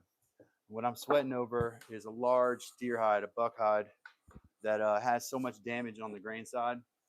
I'm removing the grain to make brain tan buckskin with it. And the reason that it's difficult is because it's just a stubborn deer. It's just got very, very stubborn skin. I'm going to move that up to the top probably. I'm going to put it close to your belly so your leverage is down on it.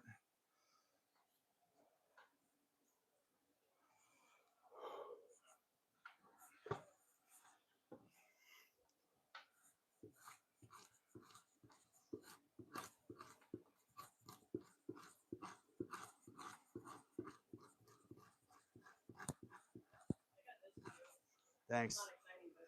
Maybe you could bring my backpack out for me too. Yeah, yeah. I got a story for you. Okay, I'm listening. Good.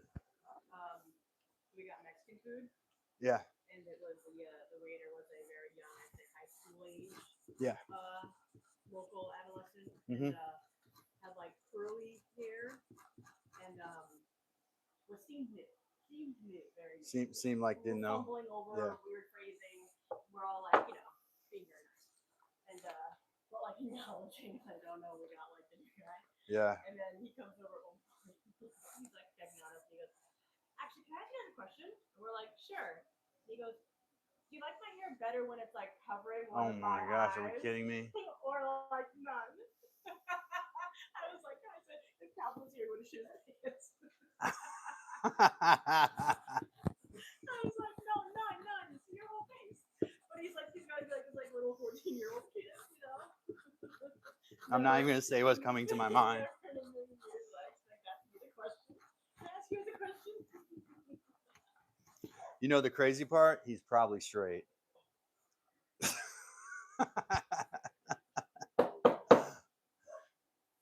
This generation, folks.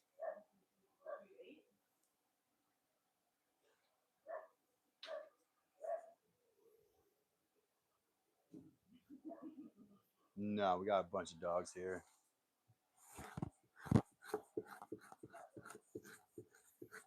It's hilarious.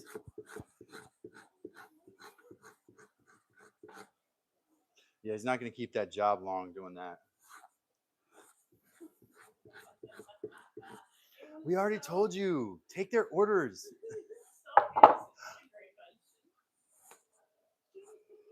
It looks, we already told you it looks good how it is. Now go bust that table. Why you keep asking every customer that? I mean, that's like. Well, like, I think like it's a numbers game. You got to get everyone's opinion. He's like this tall. Like I'm thinking like high school, like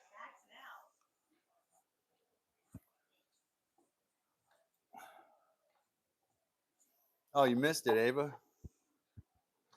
The waiter at the table when Heather and her mom and her sister were eating a while ago at the Mexican restaurant, like was obviously a new waiter. So I don't know if he was nervous or just didn't know too much what he was doing. But at some point he stopped, and the most important thing he could find to ask was, "Do you think my hair looks better when it falls over this eye?" Like this is what the waiter asked them. Like you want to talk about Gen Z and you all's ability to keep it strictly business.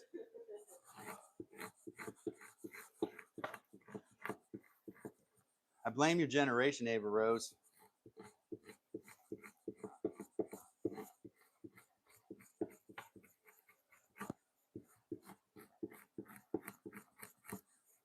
And that is funny. I don't care who you are. There's no way you can say that's not funny, man.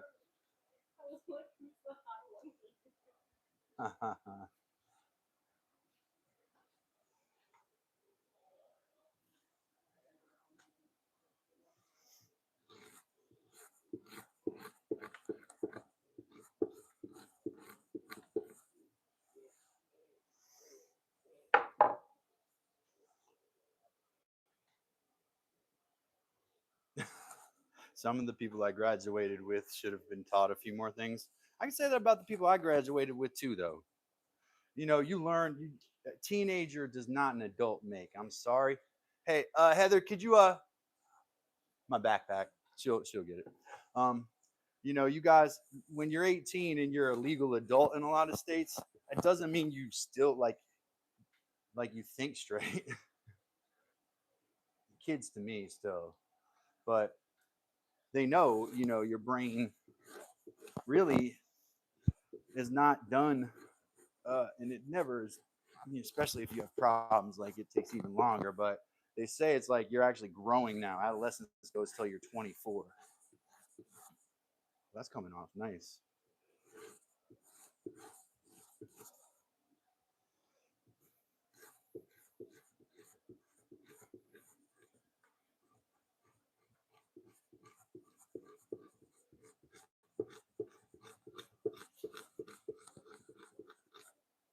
Whew.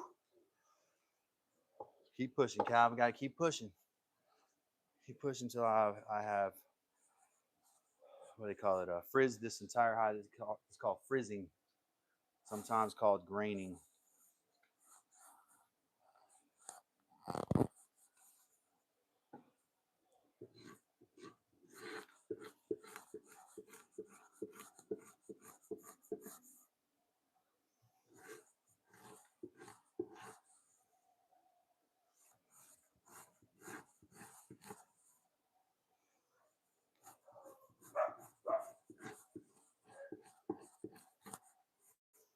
Nah, I see what they mean.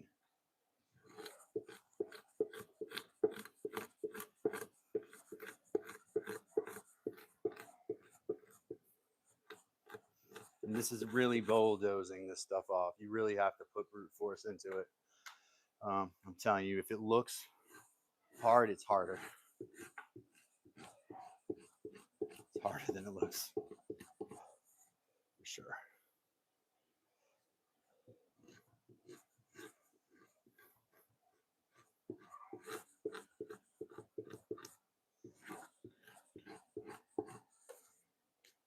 And I'm starting to figure kind of a way to get the stuff that's angled on the side of the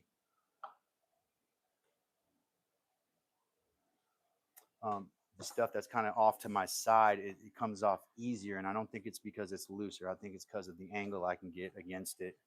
I can get better leverage. So I'm going to start using that to my advantage. Let my muscle memory kind of figure stuff out.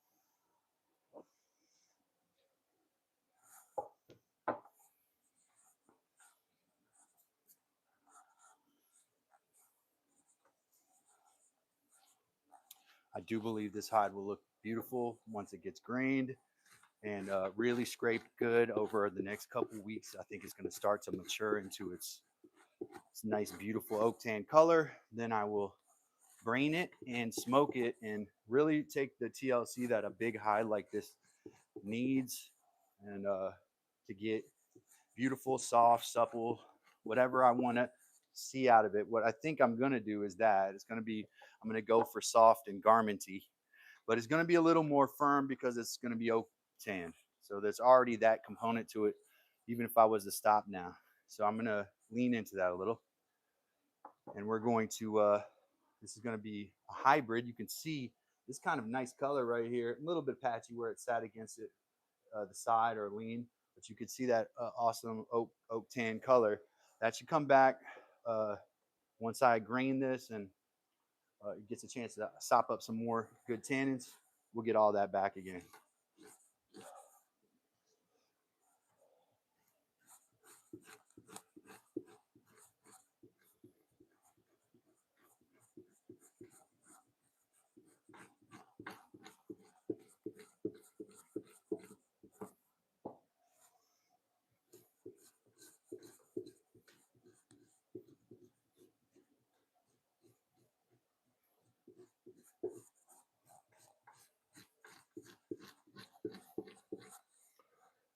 Thank you for sticking around, hanging out with me here at Dad's Workshop. What I'm doing right now is scudding, or actually, this is actually called frizzing, not scudding, because I'm taking off the grain.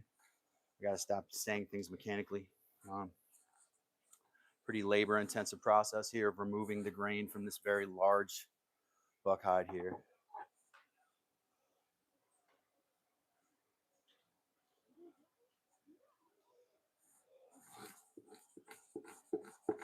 I don't want anything falling into that.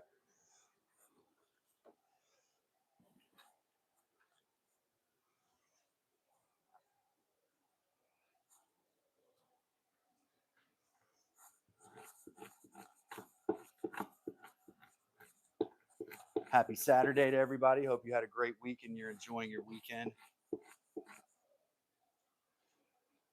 It's almost 3, so that means it's around noonish on the West Coast. Hope everybody is having a good lunch over there. And if you're in another part of the world, definitely let us know where you're at.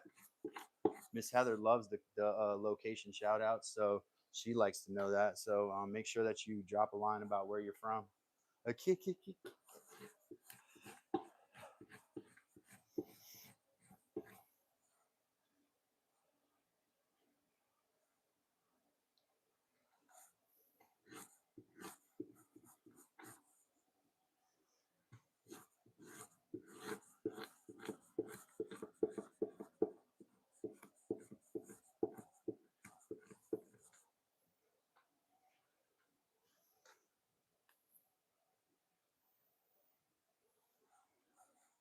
Yeah, if you want to sub and say something and unsub as long as it's appropriate, that's fine. It's like people think about what they say before they say it. That's why I do a little you have to be a sub for a minute. It's not because I want to force you to sub to my channel. I just want you to think about what you say before you say it. That's all. I know many of you have very well thought out things to contribute, but you guys have probably seen people who come in who don't have those, so we have to make sure that we accommodate or account for those folks who have that kind of diarrhea of the mouth and need us to place limitations on things.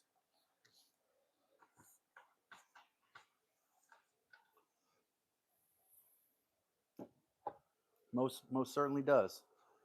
So again, we are graining this or frizzing it. If this was cowhide, it would be basically making handmade suede. But since this is a deer skin and I'm going to be braining it, this is called brain tan buckskin or buckskin. What I'm doing right now, unfortunately, is removing a very nicely tanned grain section. The problem is it's not all consistent because much of the skin side of the grain side has scars, and there's a lot of different things going on with this deer. He was an older, established male buck. So big animal, scar tissue from encounters with other deer, maybe even got hit by a car at some point. Definitely got hit by a car at the end.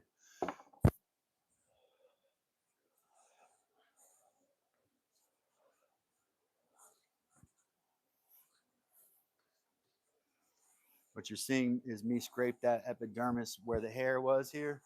This membrane is under where the hair was. So that's what you're seeing get scraped right now.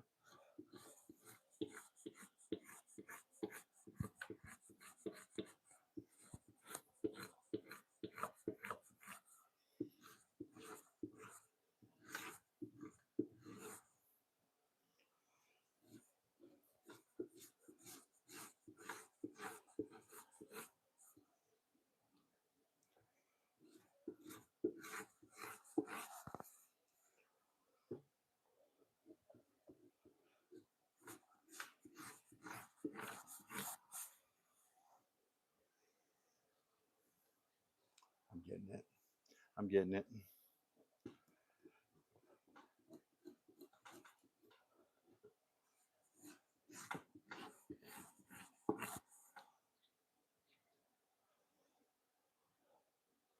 You ever have one of those muscle memories kick in? Like say you went skiing or you were playing basketball with people all day long and just something just clicked and you just started having a move. You started feeling it. That's where I'm at right now. I think I got it.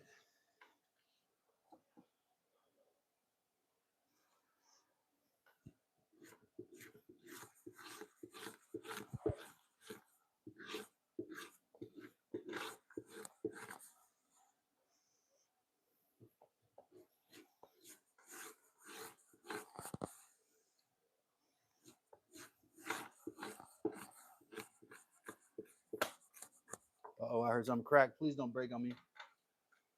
My beam is so chintzy right now, man. I got to build another one. I saw an anchor, like a joist hanger when I was on my run today. I was like, dude, I could use that joist hanger to actually just secure a leg to the bottom of my beam without having to think about it. I have to remember that tomorrow. Now, if it breaks, I'll just fix it right now.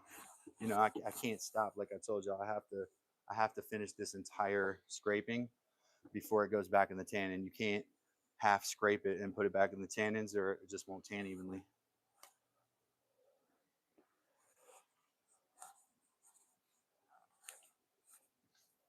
Shout out to Wes. Thank him for the oh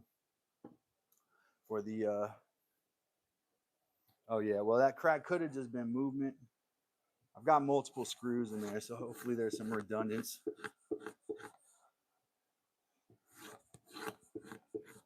I even got washers to spread that weight around. I might have put a hole in it right there. This is a little thinner down here, I can tell.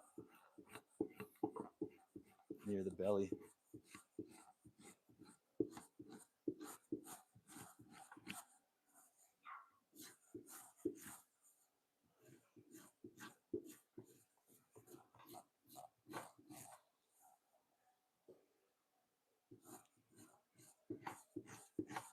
I think the best beam, I have to look at some beams.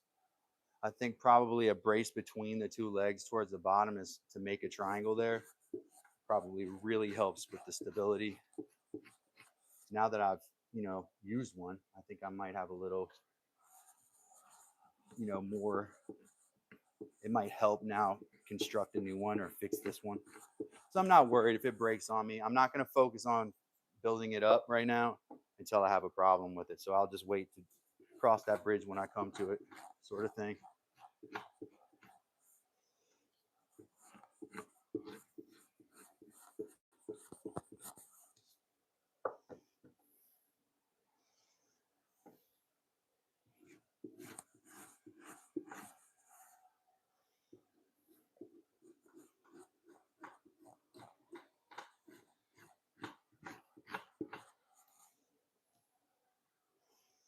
And since I'm not worried about damaging the grain now, I'm much more rigorous and kind of violent with how I don't want to call it violent. I'm more firm in my application of force here because it's not really any damage you're going to do to the flesh side from this. Now, when I scrape the flesh side, I'm more careful because I don't want to damage the grain. But since I'm removing the grain here, I can be more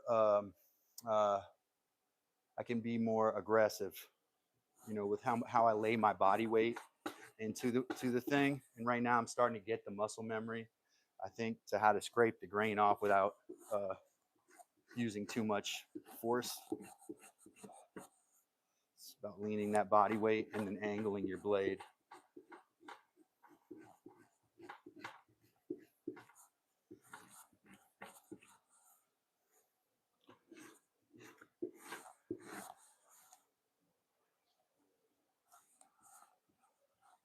I'll do these edges with my hand scraper.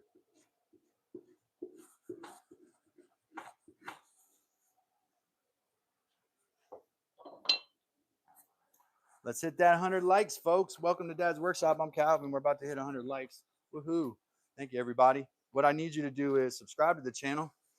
Share with a friend too if they're into leather work and they want to know kind of where leather comes from, or they're interested in the process of actually making leather. Then it doesn't matter if you think someone's interested in it. Share it. All they can do is ignore it, right? I share stuff with people all the time, knowing that sometimes they're going to ignore it. You just do it anyways, and then sometimes they like that stuff. You never know. They might get into it.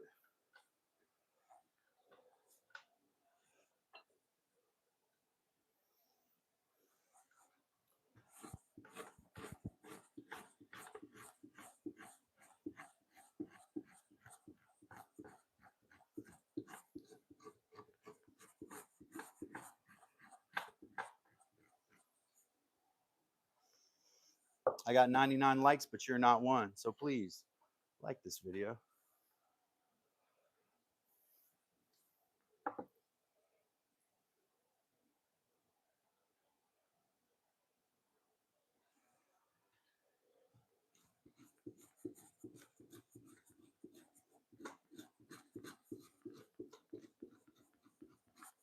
Miss Heather's gonna throw some hundreds when we get our 100th like. Click that like button. Click that likety button. Oh, we are at 101. Look at that. Ava said she would hit the 100s.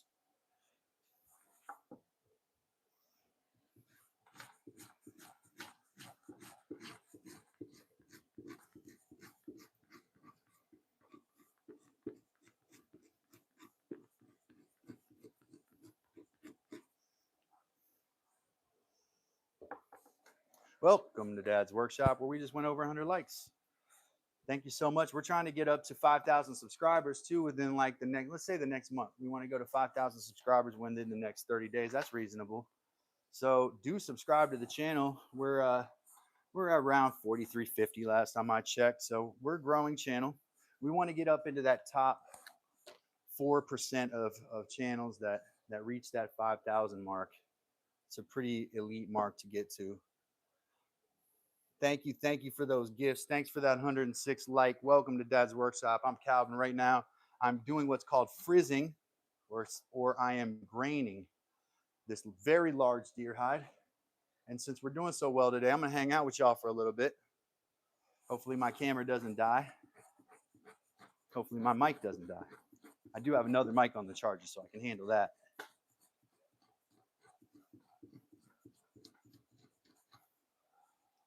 Let me move this up a little bit and get a better spot for scraping.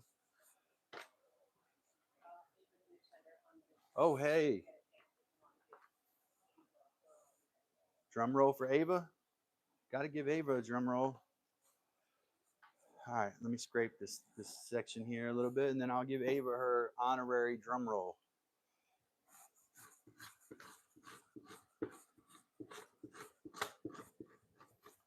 You heard that crack too? Might have been the death crack right there.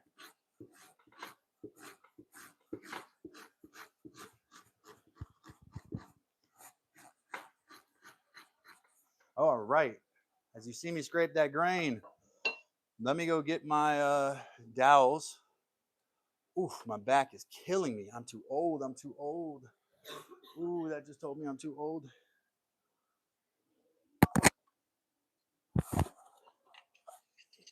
I got to finish it. I have no choice. Drum roll for Ava. Let me move this piece of raccoon leather right here so I don't get that messed up. And Ava with the gift. Remember Sure, Ava.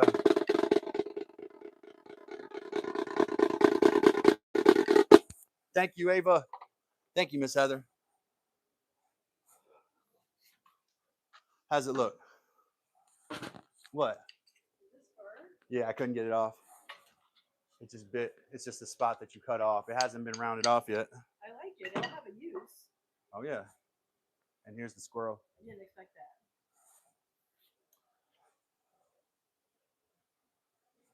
It's so funny. Why is it funny? Because it's dead. Well, I was told squirrel is some of the best leather, and I'm not surprised now touching it. It's really cool. It has a great texture. Crazy. Yeah.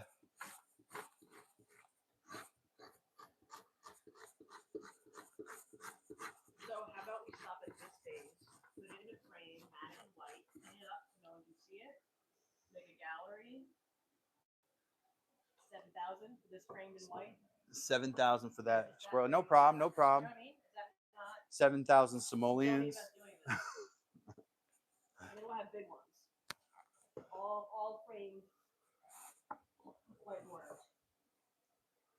Yeah, Mike is making stuff. Is here. Mike, welcome. Yeah, Mike, we're graining this hide today.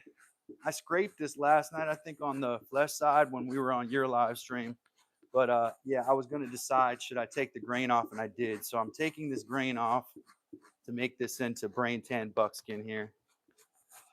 And it's laborious, man. It's no joke. Whew. All right, so here you all see, this is an abrasion that was caused by this deer sparring with another buck. I want you to see that. Just for educational reasons. You see that? That's a deep scar right there. That's from it. This buck sparring with another buck and getting gored, basically.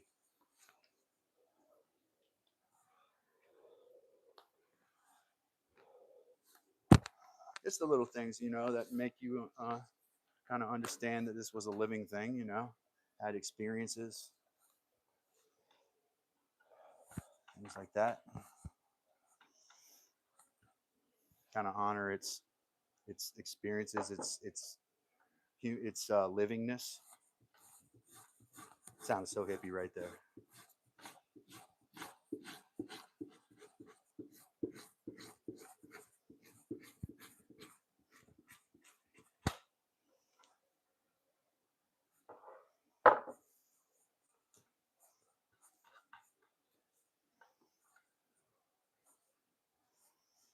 I thought this was going to take a whole lot longer, but I think I got the amount of pressure down, got the muscle memory. So I'm going to get it done.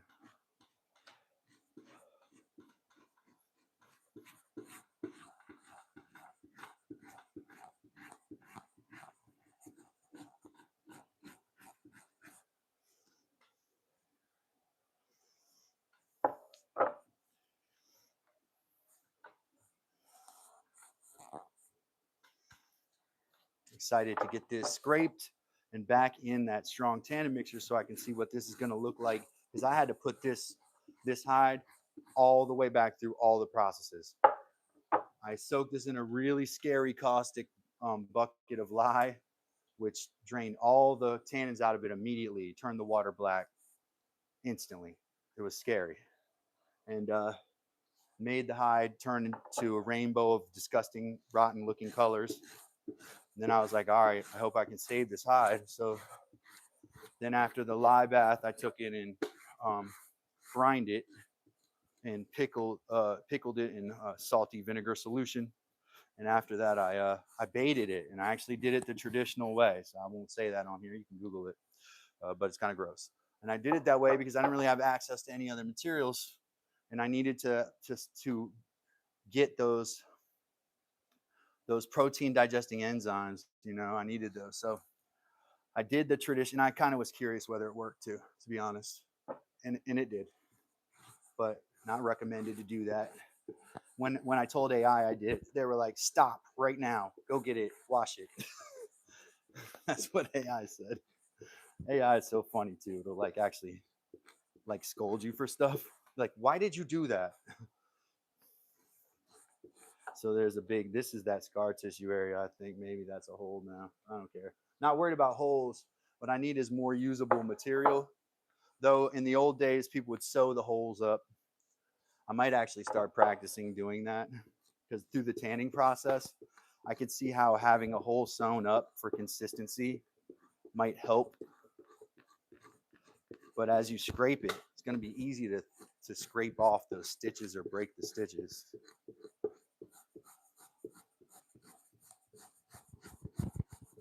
Definitely there's like a crescent moon direction with your scraper.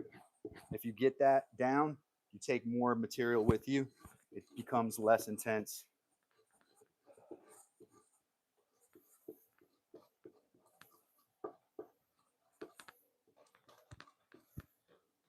Why are people cutting their grass, dude? The grass is not growing. What is wrong with people?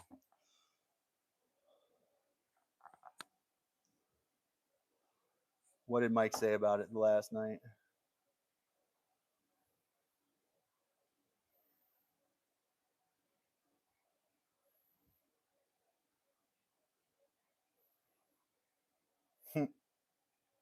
Woodshed by Dan, welcome, man. Welcome. Happy Saturday to you. Haven't seen you on a live in a minute, have I? Member Woodshed by Dan, good guy. Welcome. Welcome, good guy. Woodshed by Dan. Longtime member, supporter, friend of the program.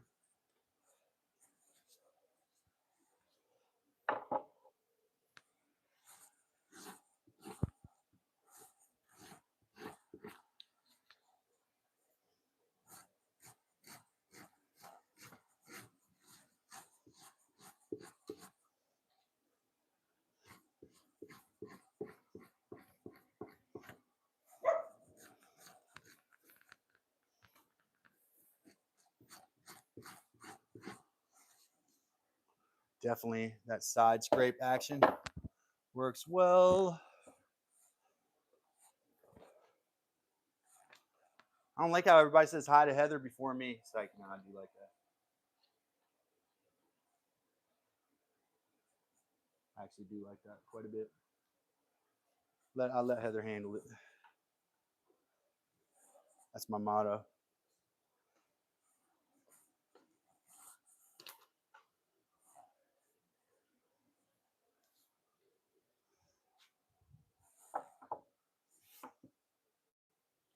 Let Heather handle it.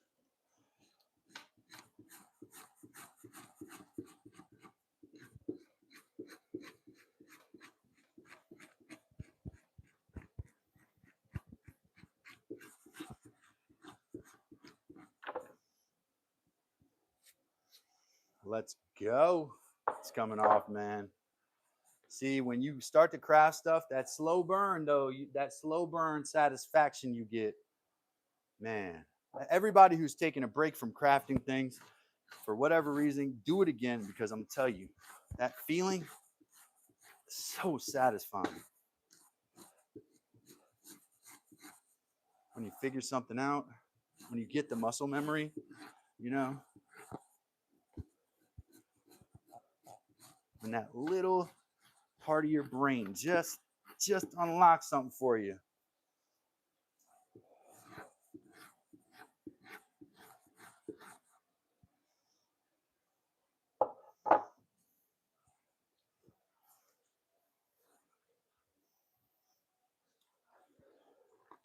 Whatever, Heather, I'm just talking. You know me.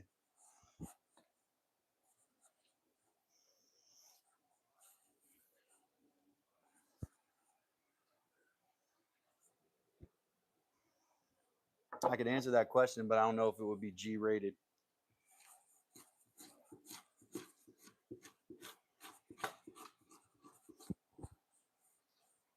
My taxes.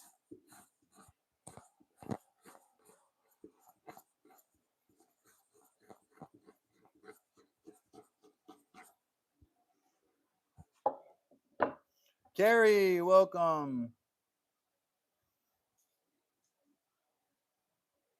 Oh, Ava, I got a bunch of videos on sharpening by eye too. Live streams back in the day, I'll spend a couple hours just sharpening tools. There's also other sharpening live streams, but they're using like fancy sharpening setups like belt sanders, vertical belt sanders that you probably don't have. So learning on wet stones or diamond stones is what you really want to do. And you don't, sometimes you don't need a whole lot. Ooh, ooh, oh, there's a pop. I need a higher, I need my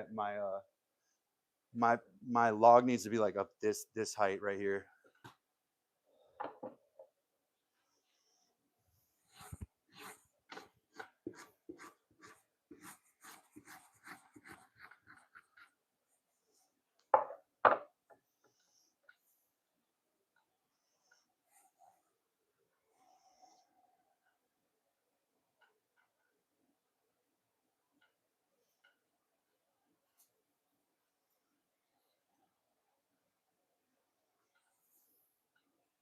The grain, against the grain.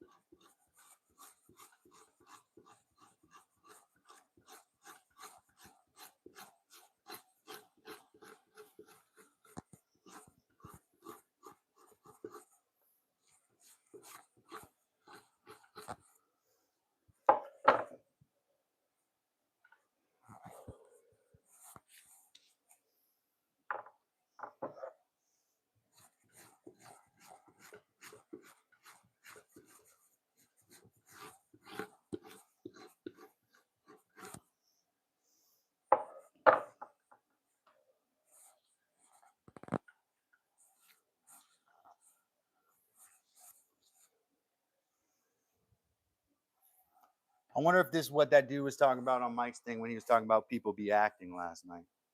I don't remember who said that, but I wonder if me doing like 13 to 15 hours a day backbreaking labor to learn a skill is qualifies as acting. What do you guys think?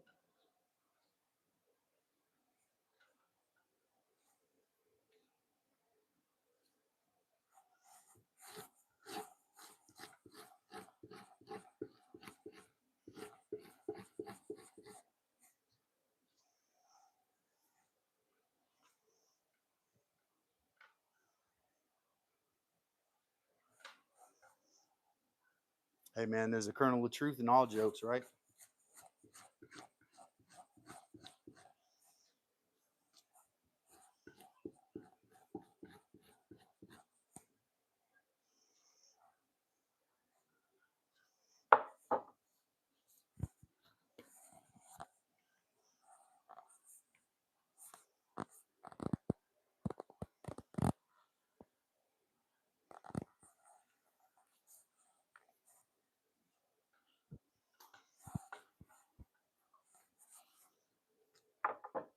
Wonder if it was theatrical that when I built the bunk bed, people kind of said the same kind of stuff. It's like, you do this, you don't use power.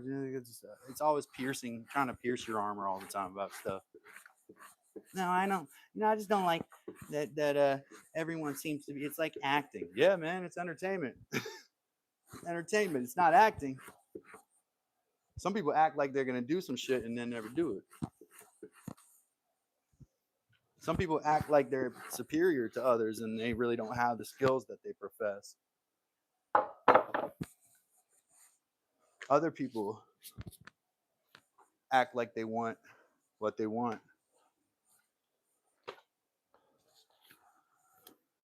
Some people act like they got some sense and don't talk shit all the time either.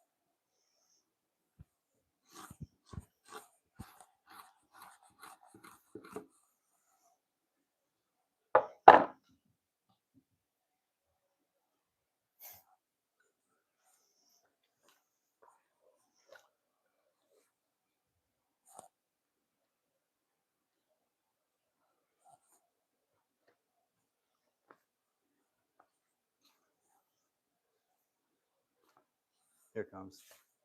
Quit baiting people into the joke and being like, they took me up on the opportunity to give me a joke. I'm good. I'm good. You're on max time. I can't do your phone on. Really? Yeah. All I'm trying to really get through is the graining of this hide here. It actually took on a lot of color since last night, which is kind of not good because it wasted whatever tannins I used there. Which one is that one? This is a buck hide. This is the one that was sitting in the tannins, kind of rotting when I was out of town. So this is huge. It's the biggest hide I have by a long shot. It's like double the size of all the other ones. That was the one that with the black. Which one was the one in the lie with the black? This was the one that went back in the lie and turned it all the different colors. It was ugly, you know, patchy. It's better now that you're, able to take something great. Yeah, because I don't have to be gentle anymore. Like the first thing that makes you be gentle is the hair. The second thing that makes you be gentle is the grain, and then if you don't have to worry about the grain and the hair, you can be pretty firm with the hide. I think there is a way to rip the hide when you're trying to degrain. I've kind of got my angle straight, having done woodwork for a number of years, as I have. I got my technique of holding a tool correctly, you know.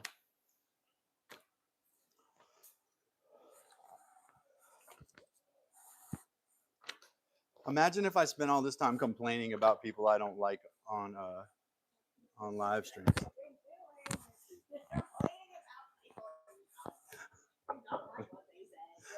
Oh, not at all. I don't like it at all. I know who it was aimed at.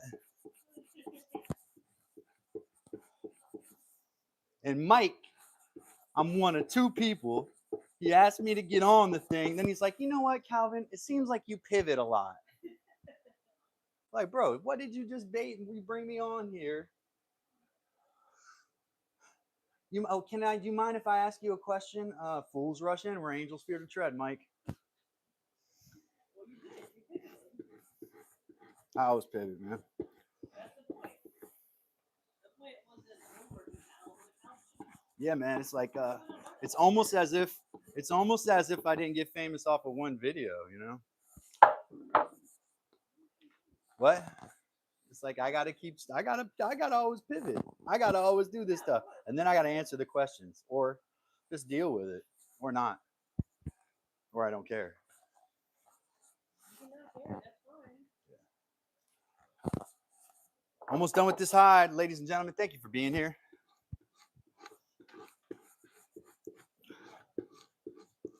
But by the way, I don't know if anybody caught this, but Heidi Shoup was on here a couple of hours ago. They go on at 8 o'clock tonight, just to remind y'all.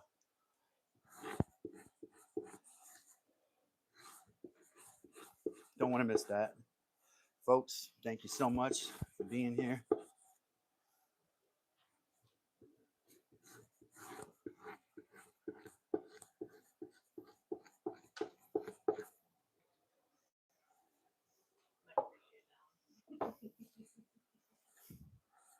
Which one? The last one. At least you know it's not just you, man. Of course, my 8 o'clock is like 6 hours from now, so it's a little different. But it was easier for me to take.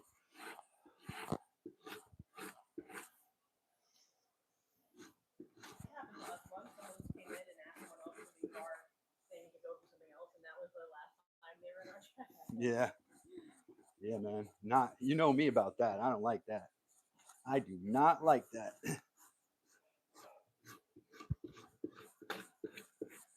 I actually prefer it on the left side, which is interesting. Maybe it's the shape of the actual beam that makes me like the left side better. I'm getting through this. I honestly did not think I was going to get through this hide, man.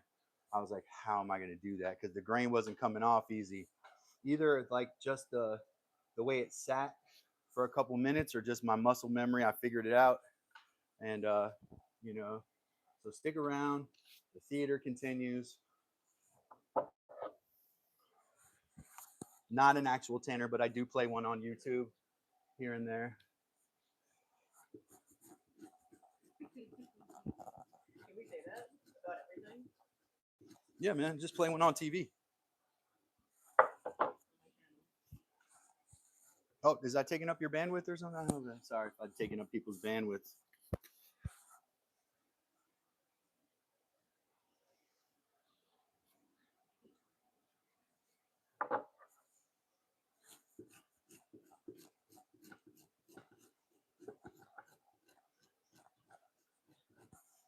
It was this or get a lathe, so you know. The only option. Yep. I had two options, man. Figure out something that people hadn't thought of before, or get a lathe.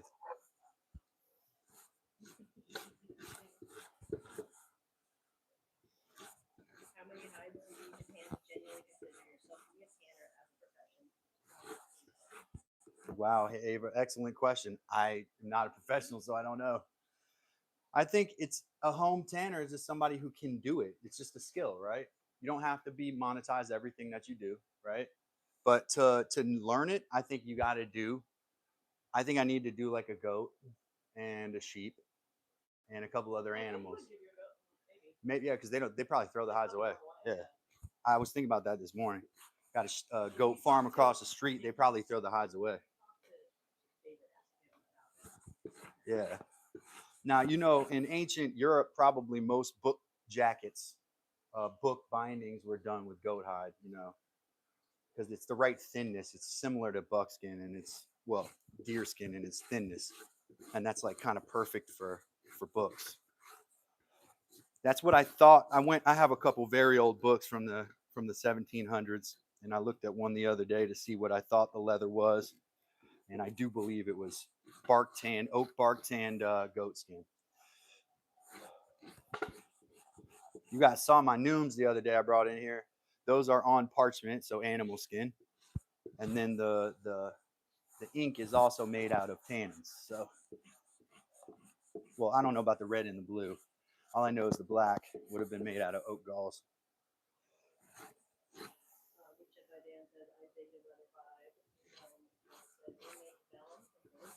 Yep. Well, I don't know if it was made from goats. The vellum was probably maybe made from cow skin. It didn't matter whatever animal skin you had. It's rawhide. It's all the same. It's just pure collagen. Once it's all stripped off, all the meat and stuff is stripped off, it's all the same. It doesn't matter the animal. Which you sent me that article the other day. Which ethnic group of people made the things out of human skin? Is that the Huns? No. Yeah, the human skin backpacks. Someone sent me an article about human skin backpacks, and it was an ancient group of people, large group of people, like the Huns or something like that.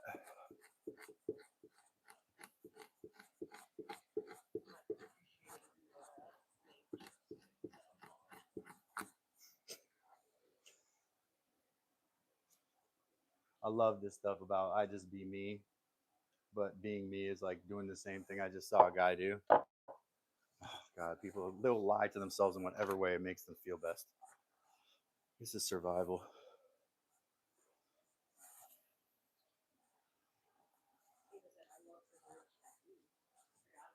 Yeah, that one mummy they found like in Eastern Europe, the lady that they found buried out there, she was clearly, you see, this neck is going to be difficult here. It's going to give me trouble.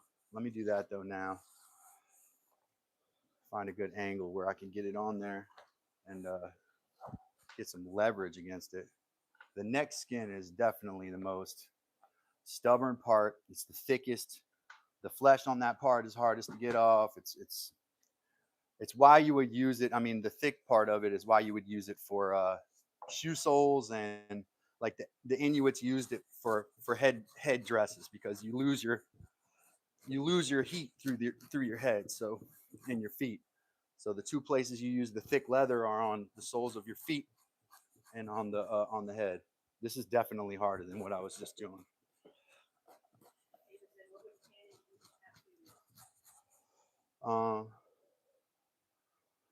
Uh, Fade them probably. unless they were very dark. You would still see. I mean, we'd have. Is there any bog people that they pulled out that had tattoos? Because the bog people are basically tanned. Um, like the Tolland man and these people they found in the bogs in Europe, their whole bodies were tanned over thousands of years. To see them, whether they had tattoos, would kind of tell you whether tattoos can survive the tanning process. Interesting because tanning and tattoos are similar concepts.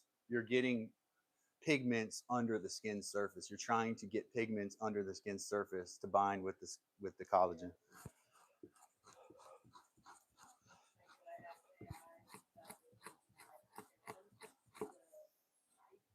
That's it. The Scythians. Yep. That would have been like ancient Greece or Bronze Age or something. I don't know. So earlier than ancient Greece, Bronze Age, I think. But somebody can correct me if I'm wrong on that. And I don't know who sent me that article about the Scythians and the skin bags.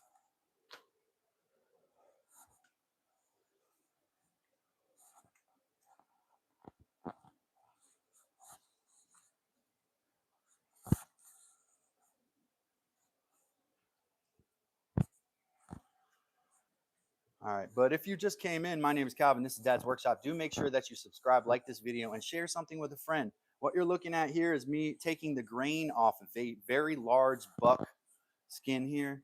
I did not kill this animal, just to throw that out there in the air. It was killed by a vehicle. So what I'm doing now, because there's so much damage to the dermis, I'm trying to actually take the grain off and make buckskin out of it. It's such a large, really nice piece of skin in general, other than just the injuries that the deer took throughout its life, that I really would like to preserve as much as possible. And I think the best way I can do that is by making it into brain tan buckskin here, getting rid of the dermis, getting rid of the grain here in a process that's usually called frizzing, or it's called graining. You kind of understand why it's called frizzing if you've ever taken a piece of suede and brushed it up. It's frizzy, you know. You're taking a matte, not a matte, a glossy sheer surface and turning it into a more porous, soft surface.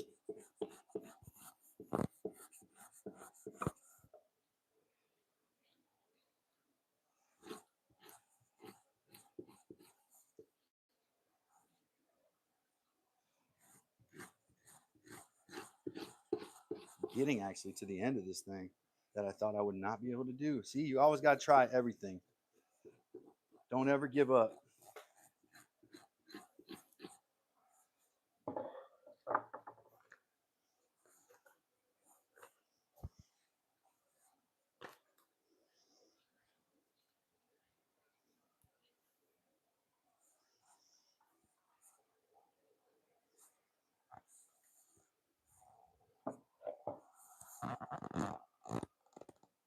Woodshed by Dan said, double tap that screen, like and subscribe. Thank you. Do give us another like. We got 131 likes according to what I'm looking at right now. Maybe more. Sometimes mine is a little out of date, but that's still really good. But I need your like. I need you to join the community. And also, if you like a channel and you enjoy the content and you're there a lot, consider becoming a member of that channel and supporting that channel, you know, in a way that they can respect and use to keep bringing you content. And that's by becoming a member. Tap that dollar sign down in the corner, and there's an option that you can become a member to your favorite channel, and hopefully your favorite channel is this one. I always hope for that. And if it's not, become a member to your favorite channel, and show that person that support. I don't think you're going to regret it. You're going to get a lot of appreciation for that from the content creator who you support. And even if that's not me, I would love for you to pick one of your favorite creators and do that, because I can promise you there's not a lot of money in this for most of us. We're just doing this for the love of it, you know. Maybe someday it's a career, but at the moment it's mostly amateur, or really literally for the love of it, right?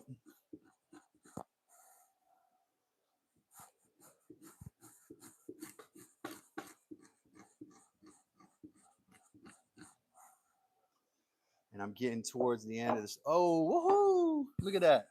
Mike is making stuff. Been a member 5 months. Woodshed by Dan's been a member 4 months. Look at that, man. Long time friends of the program. See, membership, big deal. Uh oh, did my phone die? No, it didn't. So that being said, thank you, Mike. Thank you, Woodshed by Dan, and showing folks that you are sustaining members to the channel, and but hopefully people will be encouraged to become members of their very favorite channel and show that support. You know, there's not a lot of PBS, so I try to do I started doing Saturdays because I knew PBS would kind of decline, and you know, with American Woodshop and some of the craftier shows they have on there, they're probably not going to be on for much longer. Whether you agree with it or not getting into politics, just saying those shows are going to disappear. So I want to be able to do what I can to provide craft content. You know, I'm not going to like it's not going to be like American Woodshop all the time. It's going to be a little different because we all know live streaming is just a different animal. But I'd love to provide that content, and to do that, I need support. And so I love the fact that my people understand that, and they are members, and they sustain that membership through thick and thin. That's a big deal. Keeps us going here. Keeps us going.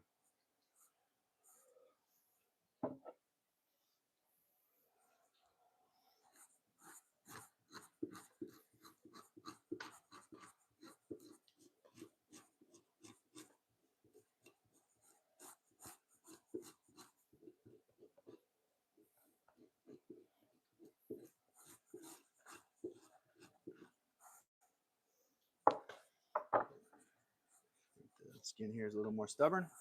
That's happened a few times. Ladies and gentlemen, prepare for some turbulence. You know, the kind of stuff you hear from the captain.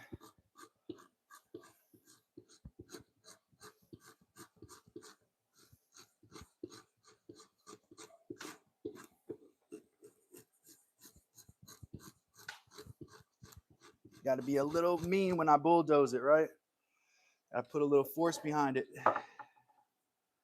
Early on, I was not putting enough pressure down on it, and so it was more difficult.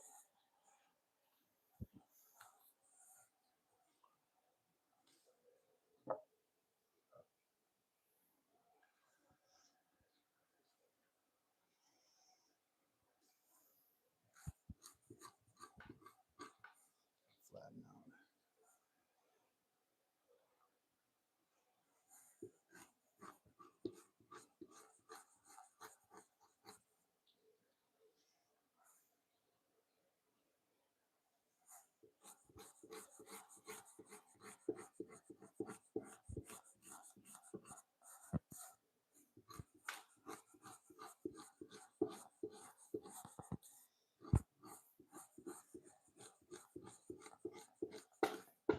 Looks scary, right? Like I'm gonna rip it in half. That's how tough leather is, man. People don't understand until they hold it. Like we were talking about this on Mike's program last night. He's like, well, I'd like to line it with something and make it extra thick or double. You might not even need to, man. Leather is so tough. Do y'all see how hard I was hitting it with the draw knife right there? It didn't go through, not even close. Barely even took off the grain. So leather is a very strong substance. And I also told this, and I will say it again. I had a leather apron save my life when I was chainsawing. I was rip cutting a log, a cedar log, to boards to make a table, and I hit something in the log, a nail, a piece of metal, or something in the log, and it kicked back, and the saw hit me straight in the chest, like right in the sternum area, and tore through the or cut holes in the leather apron, but it would have cut holes in my sternum and killed me probably. Leather apron saved my life.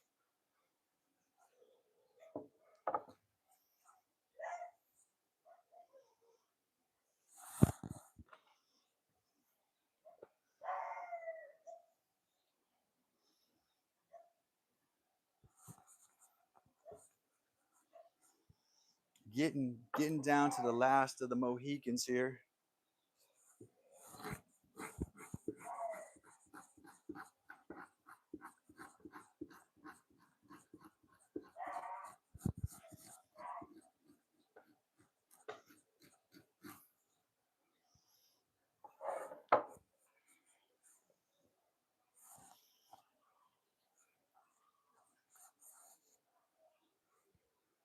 What? Me?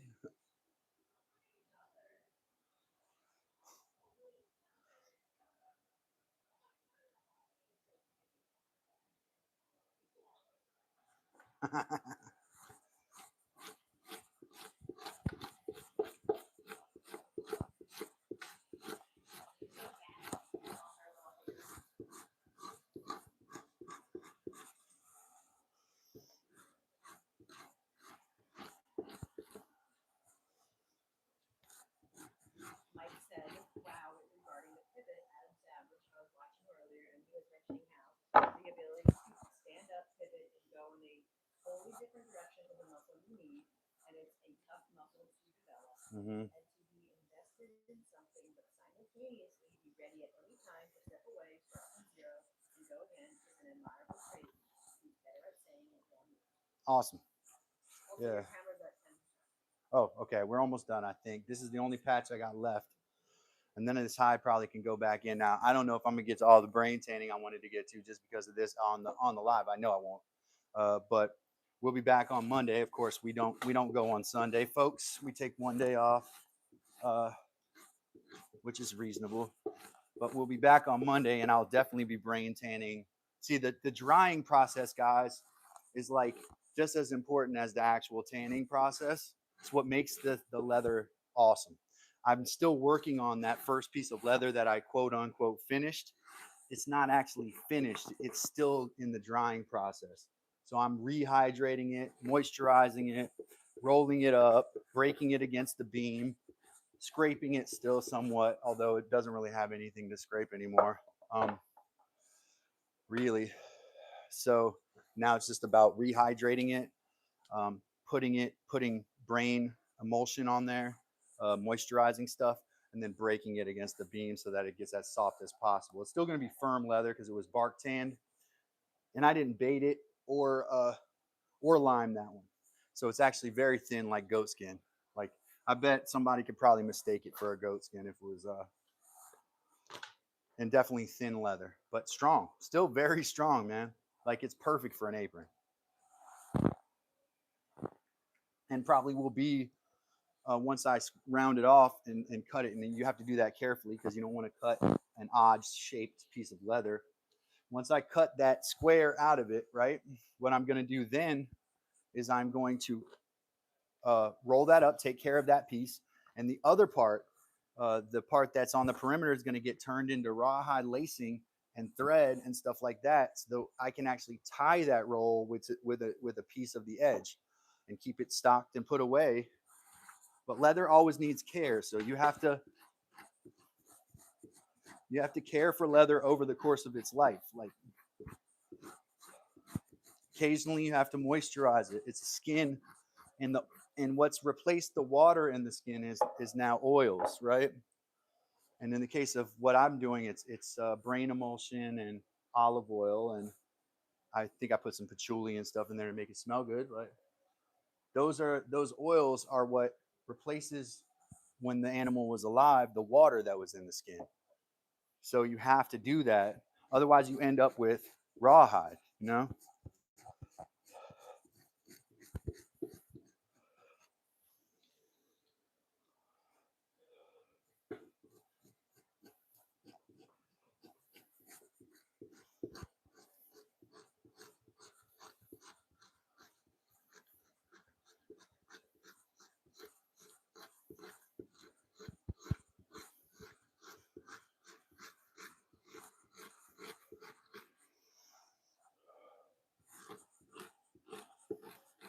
I'm at a race against my last bit of battery here. I want to finish this and show it to the camera. It may not happen. I may get it done. I may not. But it's a race against time.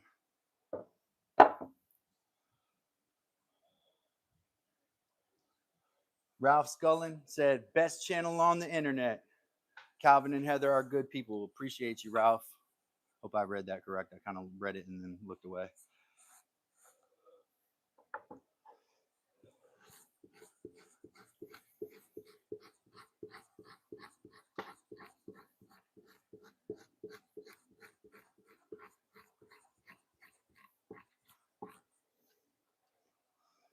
Appreciate you, Ralph. It's very kind. Very kind.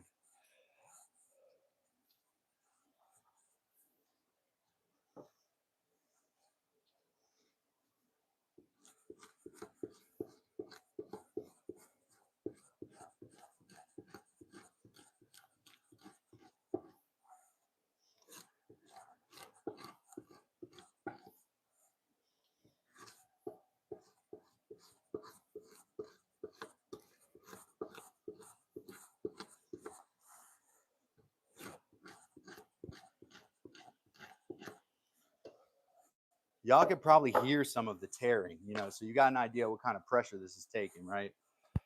And I'll tell you, it sounds similar to that's kind of morbid. I don't want you to think about that, but like if you ever cut yourself really bad, right? When you're digging into a hide, that's the sound.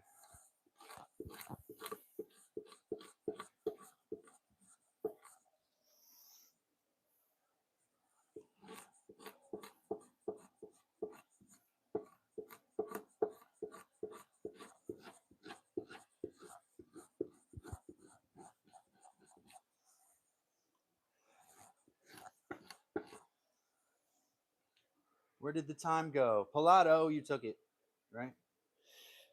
There's my Pilato mention for the day.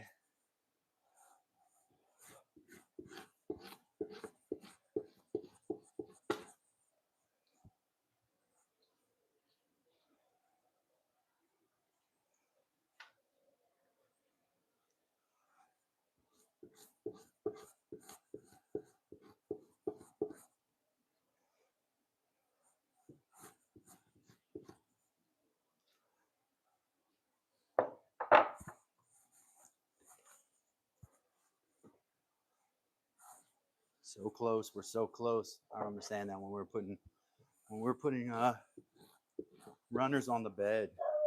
I remember saying that. Everybody remember that? Who's here? All the dovetailed 2x4s repeatedly over and over.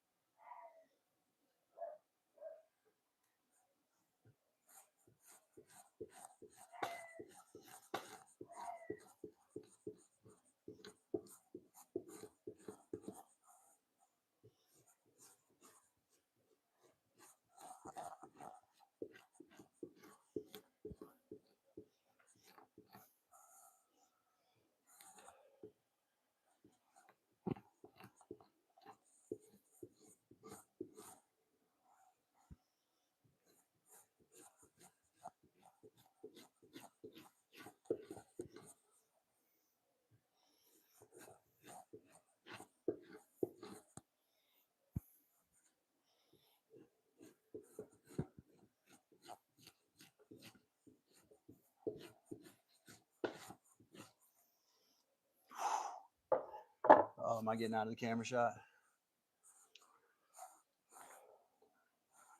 Almost there.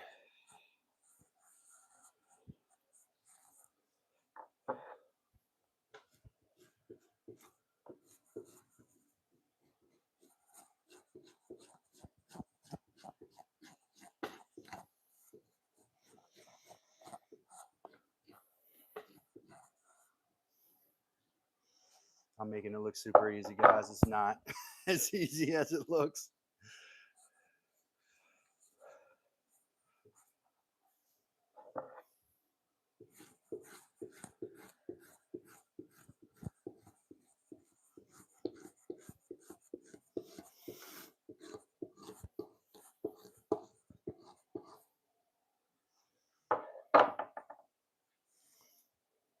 Edges I'm less concerned about because it's not going to affect the overall color of the body. I mean, with deer hide, a lot of the edge is going to be turned into cordage. It's not going to be actually used in any garment because it's going to be thin. Not this neck though, which apparently I left myself for the very end. Great.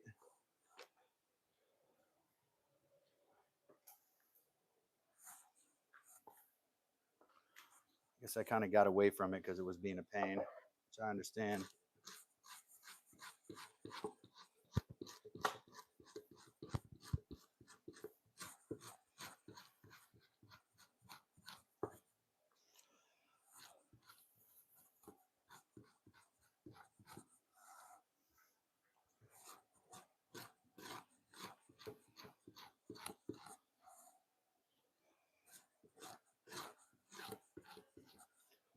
Same time you see that schmutz coming out, that like translucent liquid, that's part of those, products that went into it, the lye, water, the brine. You want all that to come out because you want it to be like a sponge and sop up, tannins.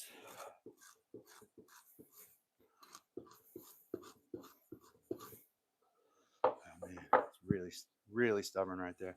See if I can get the angle that's at my best advantage here.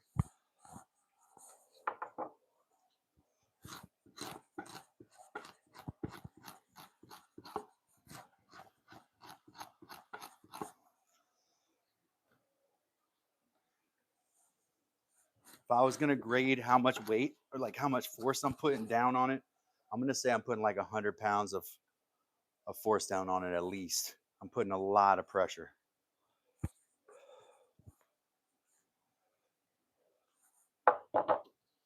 I remember lifting this deer into the car. It was very heavy, well over 200 pounds.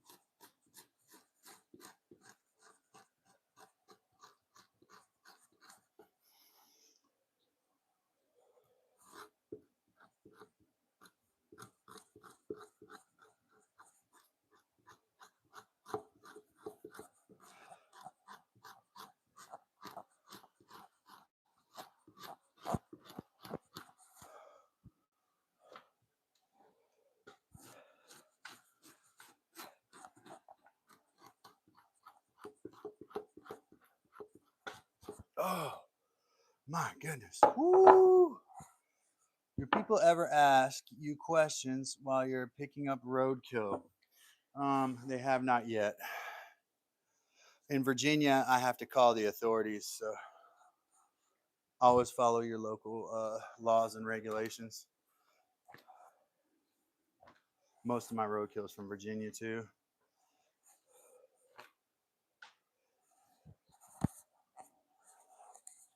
Small game here in North Carolina, I don't think you even need to notify anyone. That's generally what I get down here.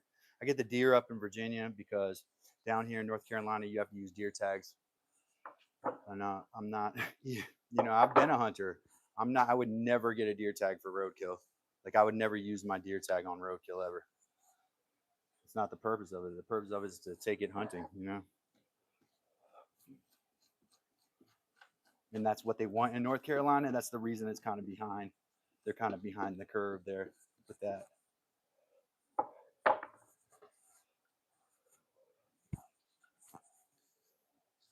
I heard this one snobby lady from Canada say she doesn't mess with rotten hides or she doesn't deal with rotten stuff. I'm like, hold on, you make leather and you don't deal with rotten stuff? I guess she has a sterile leather process that I'm not aware of. But I think it's funny. It's a snobby thing because she's an affluent person and she runs a cattle operation. And so she has the luxury of having cowhides available to her all the time. By the way, one of the most environmentally not friendly things there are is livestock. So when she gallivants around about being an environmentalist, I do think it's funny that you run a cattle operation and you claim that whatever. I guess you grew up in Brooklyn, so anything that looks like a farm, probably you think it's salt of the earth with your rose-colored glasses. And then you learn, you learn quickly. It's not like that.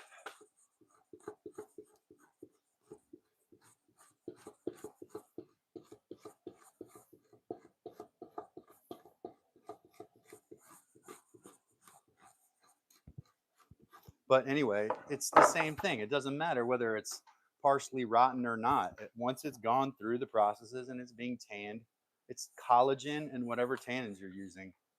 The smell is not going to be there anymore. There's no rotten smell. There's no difference between only difference between my leather, like these pelts here that are roadkill pelts and someone else's is that theirs have bullet holes in them, you know. So some of mine are so clean they don't even have that bullet hole.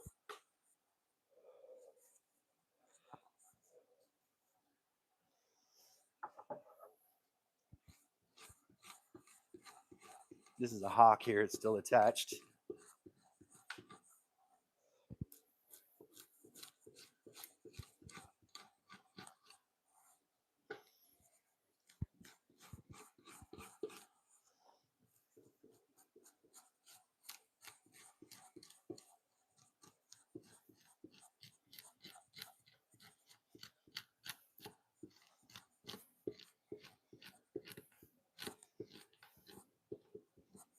If it rips off, you probably don't want it on there in the first place. That's what I've learned from this too.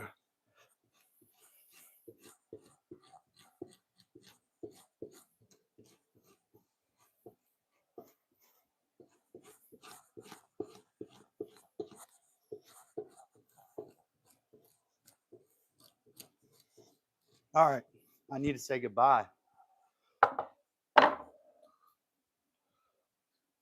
That tool deserves some TLC after this. Probably a good sharpening for sure. I don't know if we missed anything. I know I can't hide from you, but sorry, I had to pull that one out of my joke bag again. This is a very large deer hide that's given me a number of problems, but now we have got it frizzed. It's going to need to be scraped several more times, but it's ready to go back into a strong tannin bath. You can see this is the flesh side. It's pretty clean. Look how clean the flesh side is right now, right? That would be the suede side, right? So, whew, man, that was a workout. My goodness. Intense. I did want to, before I go, if I have a chance, this is a piece of, this is a raccoon hide with no hair that I'm finishing right now. It's in the drying process. I was showing Heather. And that squirrel hide too. I don't know where that one went. But this also, which kind of dried out here in the fan. This is a piece of leather that's in the drying process too. This is a buckskin. Well, it's a bark tanned deer skin. Needs to be brained again. I brought my brain stuff out here, but I'm gonna have to take a break after this. So that's that. And thank everybody for being here. Appreciate everybody, and make sure that you do something, with the resources that you have. Oh, here's that squirrel. Here's that squirrel skin. I'm gonna paste this down with some. I have this salve that I make out of beeswax and stuff. You put some of this on your fingers, and you paste these down on the corners. Put some on the corners of these hides.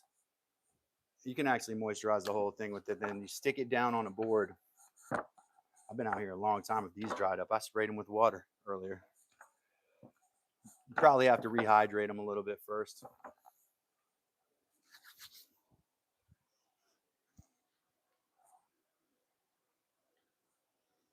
So you paste them down to the board, and that keeps them flat. So you can the drying process is more uniform like this. Let me get that out of the way.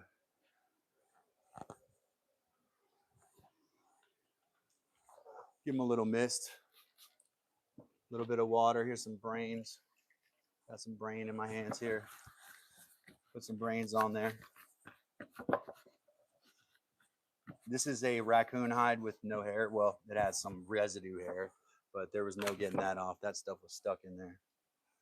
Actually, put the brains from the